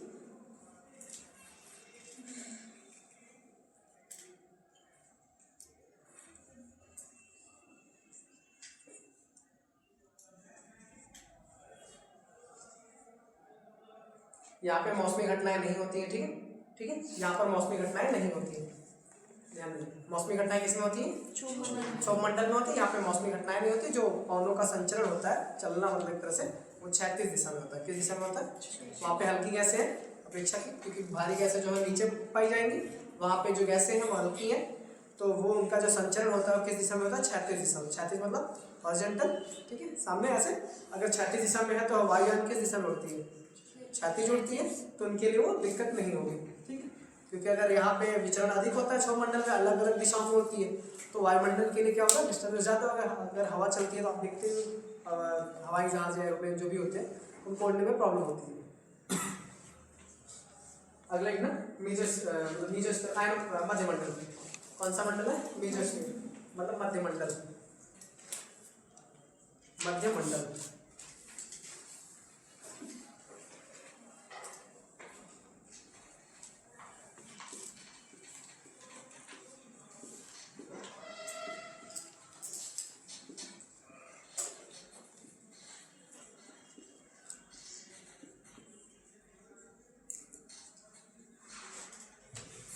मेसोस्फीयर, ठीक है। और इनकी जो मोटाई होती है लगभग 50 से 80। पहले तो था कितना 8 से 18 मतलब लगभग 13 किलोमीटर पड़ा था, फिर 13 से कितना गया 50 गया, तो 10 से 50 बोल सकते हैं, फिर 50 से कितना है 80 है, ठीक है। कितना है इनकी हाइट कितनी है 80 किलोमीटर तक, मतलब 50 से 80 किलोमीटर के बीच में इनकी मोटाई है। मोटाई इनकी कितनी है 50 से 80 किलोमीटर की इनकी मोटाई होती है। और इनमें जो अभी होता था ना याद करने का, पहले क्या टेम्परेचर क्या हुआ घटा ऊपर जाने पे, फिर क्या हुआ बढ़ा, फिर क्या हुआ फिर घटेगा। तो यहाँ पे फिर क्या मिलेगा तापीय प्रतिलोपन देखने को मिलता है। तो इसको भी लिख लो, इस मध्यमंडल में नीचे से ऊपर जाने पर टेम्परेचर घटता है, ठीक। क्या होता है घटता है। इसको याद करने का यही है, अगर कम से याद क्यों, पहले देखो पहले ऊपर जाने पे घट रहा है, फिर बढ़ रहा है, फिर घट रहा है, फिर बढ़ेगा, ठीक है। तो याद हो जाएगा, रटना नहीं पड़ेगा। बस सब पांचों को अपने दिमाग में बैठा लेना कि कैसे क्रम है। तो उसके बाद पहले घटेगा, फिर बढ़ेगा, फिर घटेगा, फिर बढ़ेगा, ठीक है। तो इनका टेम्परेचर क्या होता है नीचे से ऊपर जाने पर घटता है, अर्थात इनमें क्या देखने को मिलता है तापीय प्रतिलोपन देखने को मिलता है।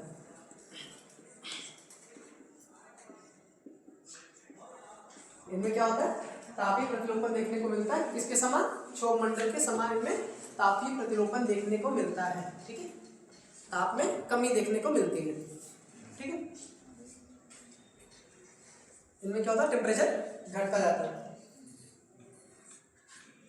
और एक होता है मेसोपॉज, मेसोपॉज मतलब कौन सा होगा मध्यमंडल और आयनमंडल के बीच में कौन सा होगा मेसोपॉज। इसको हम स्ट्रेटोपॉज बोल सकते हैं, इसको हम क्या सॉरी इसको ट्रोपोपॉज मतलब क्षोभ सीमा, इसको समताप सीमा मतलब समताप को क्या होता है स्ट्रेटोपॉज, और मध्यमंडल को क्या बोलते हैं मेजो, तो मेसोपॉज इसको बोल सकते हैं, ठीक है। ये मेसोपॉज हो गया, ये स्ट्रेटोपॉज और ये ट्रोपोपॉज, या क्षोभ सीमा, समताप सीमा, मध्य सीमा। तो मध्य सीमा किसके किसके बीच में मध्यमंडल और आयनमंडल के बीच में, ठीक है। नीचे वाले के साथ में नहीं ऐड करना है हमेशा, क्योंकि नीचे तो कोई लेयर है नहीं, तो हमेशा नीचे से ऊपर ही बढ़ना है। ये इसके साथ में, ये इसके साथ में, और ये वाला इसके साथ में रहेगा, ठीक है। नाम याद रखना, पहले ट्रोपोपॉज है, फिर आपका स्ट्रेटोपॉज, फिर मेसोपॉज, ठीक है। ये भी याद रखना, इसमें लिख लो एक बार, इसमें क्या है नाम मेसोपॉज। मेसोपॉज का मतलब क्या है मध्यमंडल और आयनमंडल के बीच की जो सीमा होती है उसको किस नाम से जानते हैं मेसोपॉज के नाम से जानते हैं।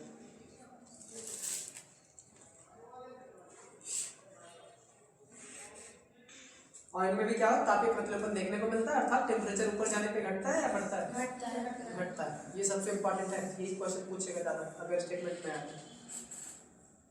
और जितने भी ये उल्का पिंड वगैरह की घटनाएं देखने को मिलती है, उल्का पिंड वगैरह जो पाए जाते हैं या दिखाई देते हैं, वो किस में दिखाई देते हैं मध्यमंडल या मतलब मेसोस्फीयर में दिखाई देते हैं। उल्का पिंड वगैरह जो होते हैं कहाँ दिखाई देते हैं मध्यमंडल। उल्का पिंड वगैरह यहाँ पे मध्यमंडल में दिखाई देते हैं।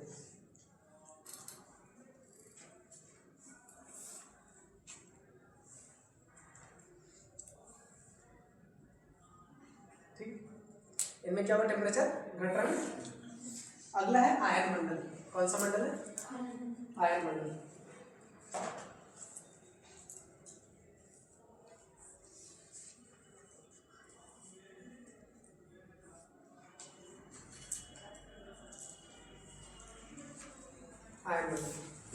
आयन मंडल में टेम्परेचर बढ़ेगा क्योंकि यहाँ पे रेडियो तरंगें पाई जाती हैं, ठीक है। आयन मंडल जो होता है वहाँ पे जैसे नीचे से ऊपर जाते हैं फिर क्या होता है टेम्परेचर बढ़ता है। यहाँ पे घटा था, सॉरी यहाँ पे बढ़ा क्या होता बढ़ा फिर घटा फिर बढ़ेगा।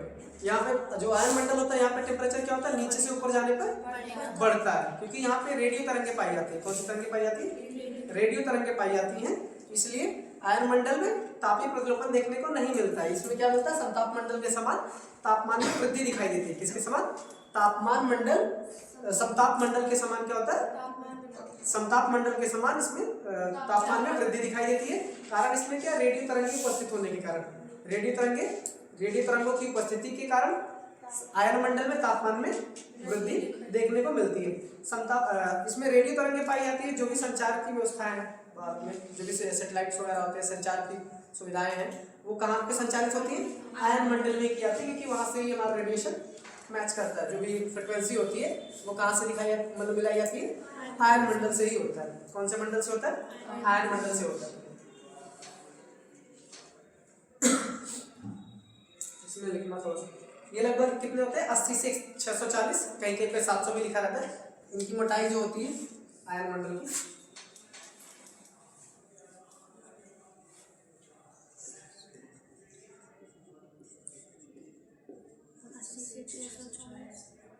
ये 80 से लगभग कितना होता है 640 किलोमीटर इनकी मोटाई होती है।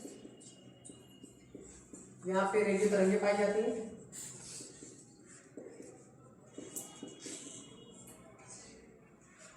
रेडियो तरंगे, ठीक है, रेडियो तरंगे होती हैं। और समताप मंडल के समान क्या होता है, समताप मंडल के समान तापमान में वृद्धि होती है।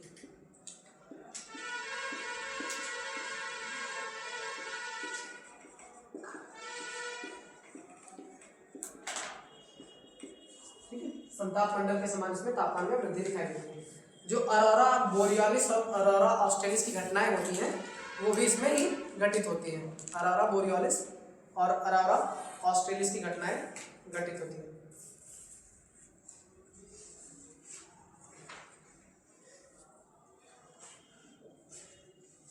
ठीक है,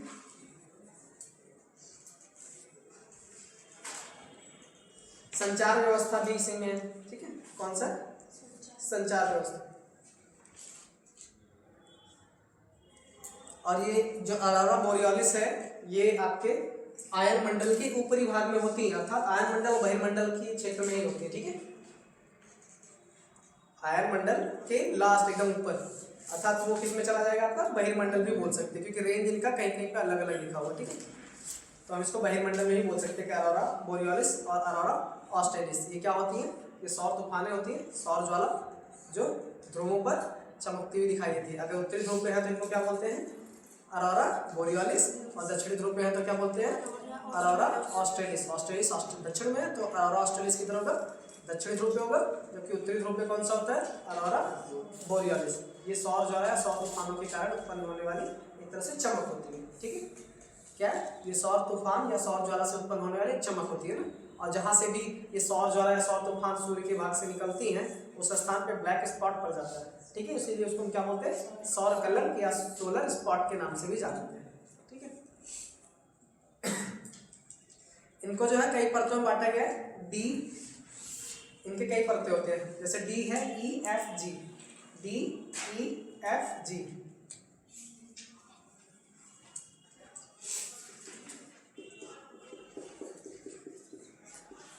डी ई एफ जी, इनको कितनी परतों बांटा गया, 4 परतों में बांटा गया। ये अलग अलग 4 परतों में इनको बांटा गया है, डी ई एफ और जी। क्या क्या नाम है, डी है, ई है, एफ है और जी है। शुरुआत वाली जो सबसे नीचे परत कौन सी है, डी होगी, फिर उसके ऊपर ई एफ जी, सबसे लास्ट वाली कौन सी परत है, जी। जिसमें ई वाली जो परत है उसे हम क्या बोलते हैं कैनेली हेविसाइड परत के नाम से जानते हैं। कौन से परत के नाम से जानते हैं, ई वाली जो परत होती है इसको हम कैनेली हेविसाइड के नाम से जानते हैं। किस नाम से जानते हैं, कैनेली हेविसाइड के नाम से जानते हैं।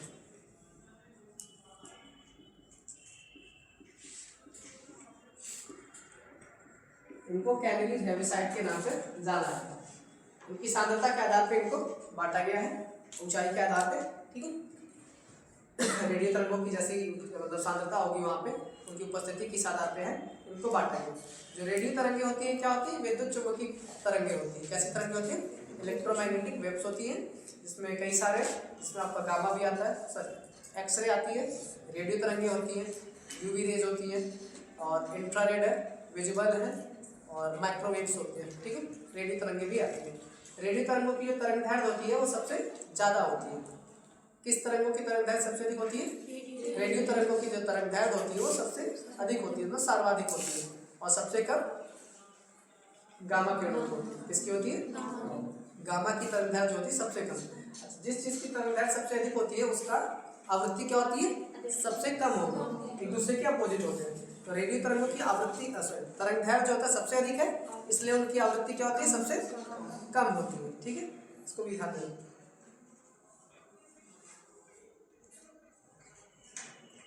और जो एफ वाला परत होता है इसको बोलते हैं एप्लीटन परत बोलते हैं। क्या बोलते हैं, एप्लीटन परत के नाम से बोलते हैं। एफ वाले को क्या बोलते हैं, एप्लीटन।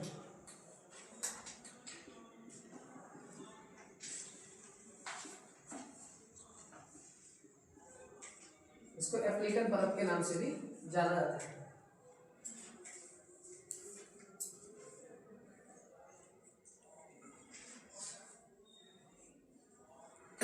क्रम से जैसे पहले 80 है, 80 से 90, मतलब 80 से 100, 100 से 150, फिर इस आधार पर इनको क्रम में हम बांटते हैं। एप्लीटन परत बोलते हैं एफ को, और ई को क्या बोलते हैं, कैनली हेविसाइड के नाम से भी जाना जाता है।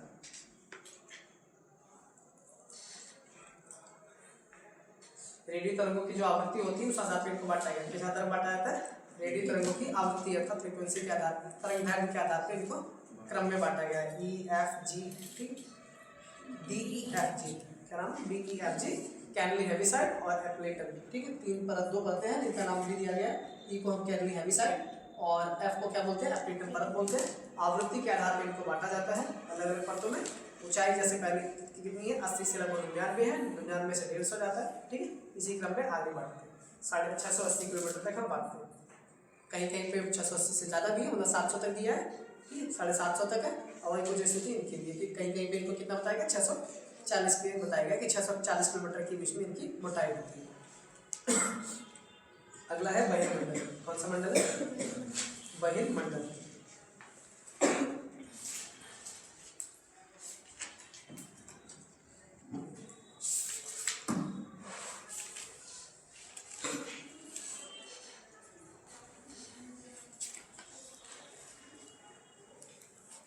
बहिर्मंडल मतलब इनको क्या बोलते हैं, एक्सोस्फीयर।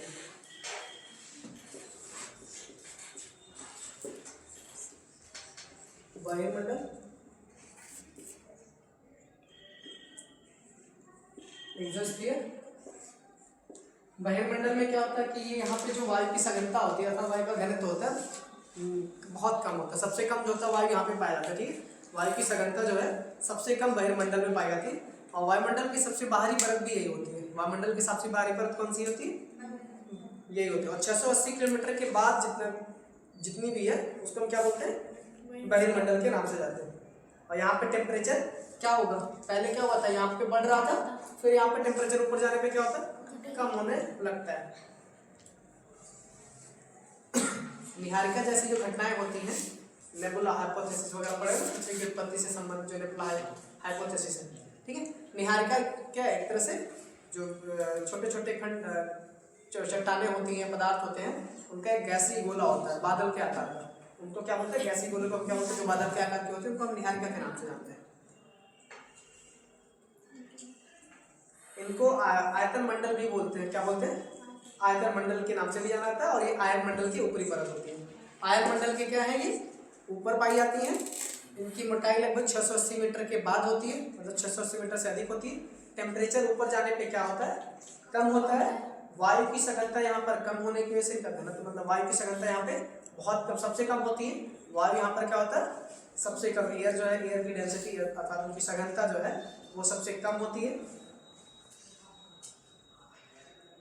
और अरोरा ऑस्ट्रेलिस और अरोरा बोरियालिस जैसे परिघटनाएं भी यहाँ देखने को मिलती है, क्योंकि वो आयन मंडल की बताया था। इसको हम आयतन मंडल के नाम से भी जानते हैं।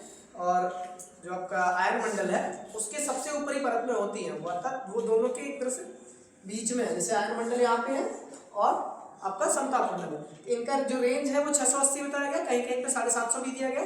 तो वो हम दोनों घटनाएं देखने को हमें मिलती है, ठीक है। वो आयन मंडल और आपके बहिर्मंडल में भी देखने को मिलती है, ठीक है। अगर बहिर्मंडल जैसे दोनों ऑप्शन दिए गए हैं तो उसमें आपको कौन सा चूज करोगे, बहिर्मंडल का चूज करना है। जैसे ओजोन परत वाला होता है ना कि ओजोन परत किस में सबसे ज्यादा, या ओजोन परत किस लेयर में पाई जाती है वायुमंडल की, तो समताप मंडल ही आंसर माना जाता है, क्योंकि वहाँ पे उनकी सांद्रता क्या होती है, अधिक होती है। इस वजह से समताप मंडल ही आंसर होता है।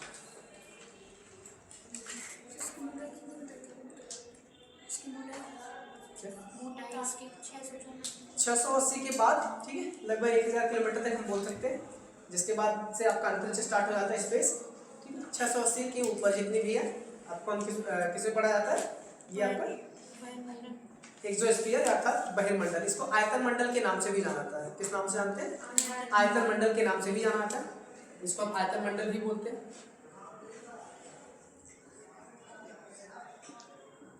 और ये इसकी मोटाई होती है 680 के ऊपर होती है।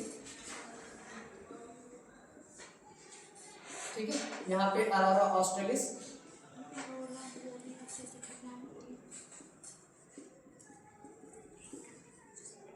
और अरोरा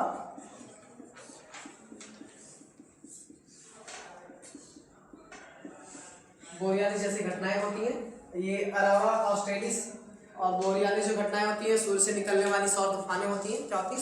सूर्य से निकलने वाली सौर तूफानें होती हैं। जहाँ से ये सौर तूफानें निकलती हैं उस स्थान पे पूरा स्थान वहाँ का टेम्परेचर क्या हो जाएगा? कम हो जाता है, जिसकी वजह से ऐसा ब्लैक स्पॉट जैसा दिखाई देता है। उसी को क्या बोलते हैं? सोलर स्पॉट बोलते हैं या सौर कलंक के नाम से जानते हैं। ठीक है, तो ये पूछा जाता है कि सौर कलंक क्या है। ठीक, तो वहाँ के सौर तूफानें या सौर ज्वाला निकलने के कारण उस स्थान पे टेम्परेचर कम होने की वजह से, क्योंकि अपेक्षाकृत क्या होता है सूर्य का टेम्परेचर 12 तक का ज़्यादा होता है, लगभग 6000 डिग्री सेल्सियस, क्योंकि वहाँ से अब सौर तूफान निकल चुकी है तो वहाँ का टेम्परेचर जहाँ से सौर तूफान उठी है वहाँ पे टेम्परेचर कम हो जाता है, जिसकी वजह से वहाँ पर ब्लैक स्पॉट जैसा दिखाई देता है। अपेक्षाकृत टेम्परेचर कम होने की वजह से कैसा उसका रंग होता है? काले रंग, ब्लैक स्पॉट या सौर कलंक के उसी को सौर कलंक कहा जाता है। और ये दोनों परिघटनाएं जो दिखाई दे रही है सौर तूफान जहाँ पे चमकती हुई दिखाई देती है ध्रुवों पर, अगर उत्तरी ध्रुव पे है तो क्या बोलेंगे? बोरियालिस बोलेंगे। अगर दक्षिणी ध्रुव पे तो ऑस्ट्रेलिस। याद रखने का, ऑस्ट्रेलिया से आप याद रख सकते हो, ऑस्ट्रेलिया दक्षिण में है तो अरोरा ऑस्ट्रेलिस जो होता है वो दक्षिणी ध्रुव पे होती है, जबकि अरोरा बोरियालिस होती है उत्तरी ध्रुव पर घटनाएं होती हैं। और ये दोनों परिघटनाएं सौर तूफान के कारण होती है, जो सोलर, ठीक है, सोलर ज्वाला बोलते हैं ना उसको, सौर ज्वाला के कारण ये दोनों परिघटनाएं देखने को हमें कहाँ पे दिखाई देती है? बहिर्मंडल में दिखाई देती है।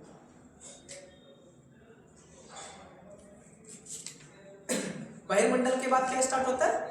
अंतरिक्ष आपका स्टार्ट हो जाता है। बहिर्मंडल जहाँ पे समाप्त होता है अर्थात एटमॉस्फेयर वहाँ पे खत्म हो गया वायुमंडल, वायु की अनुपस्थिति जहाँ से होती है वहाँ पर अंतरिक्ष स्टार्ट होता है। और अंतरिक्ष से कोई वस्तु किस रंग की दिखाई देती है?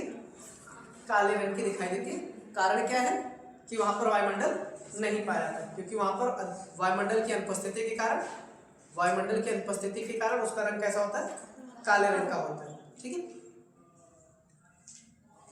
और हर एक क्वेश्चन है, जैसे कुछ आप बता दो। हमारा वायुमंडल जो है अलग अलग घनत्व वाली परतों से बना हुआ है। घनत्व के आधार पर, मतलब वायु के जो घनत्व है उसी के आधार पर इनको बांटा जाता है। ठीक है, इसको ध्यान दें। समताप मंडल के निचले भाग में सभी ऊंचाइयों पर तापमान जो होता है, समताप मंडल जो होता है उसके निचले भाग में तापमान तो नीचे भाग में समान है, लेकिन ऊपर जाने पे क्या होता है? टेम्परेचर बढ़ता है। जैसे जैसे हम नीचे से ऊपर जाएंगे क्या होगा? टेम्परेचर बढ़ेगा। किंतु क्षोभ मंडल में क्या होगा? नीचे से ऊपर जाने पर कम होगा, तापीय प्रतिप्लन देखने को मिलता है।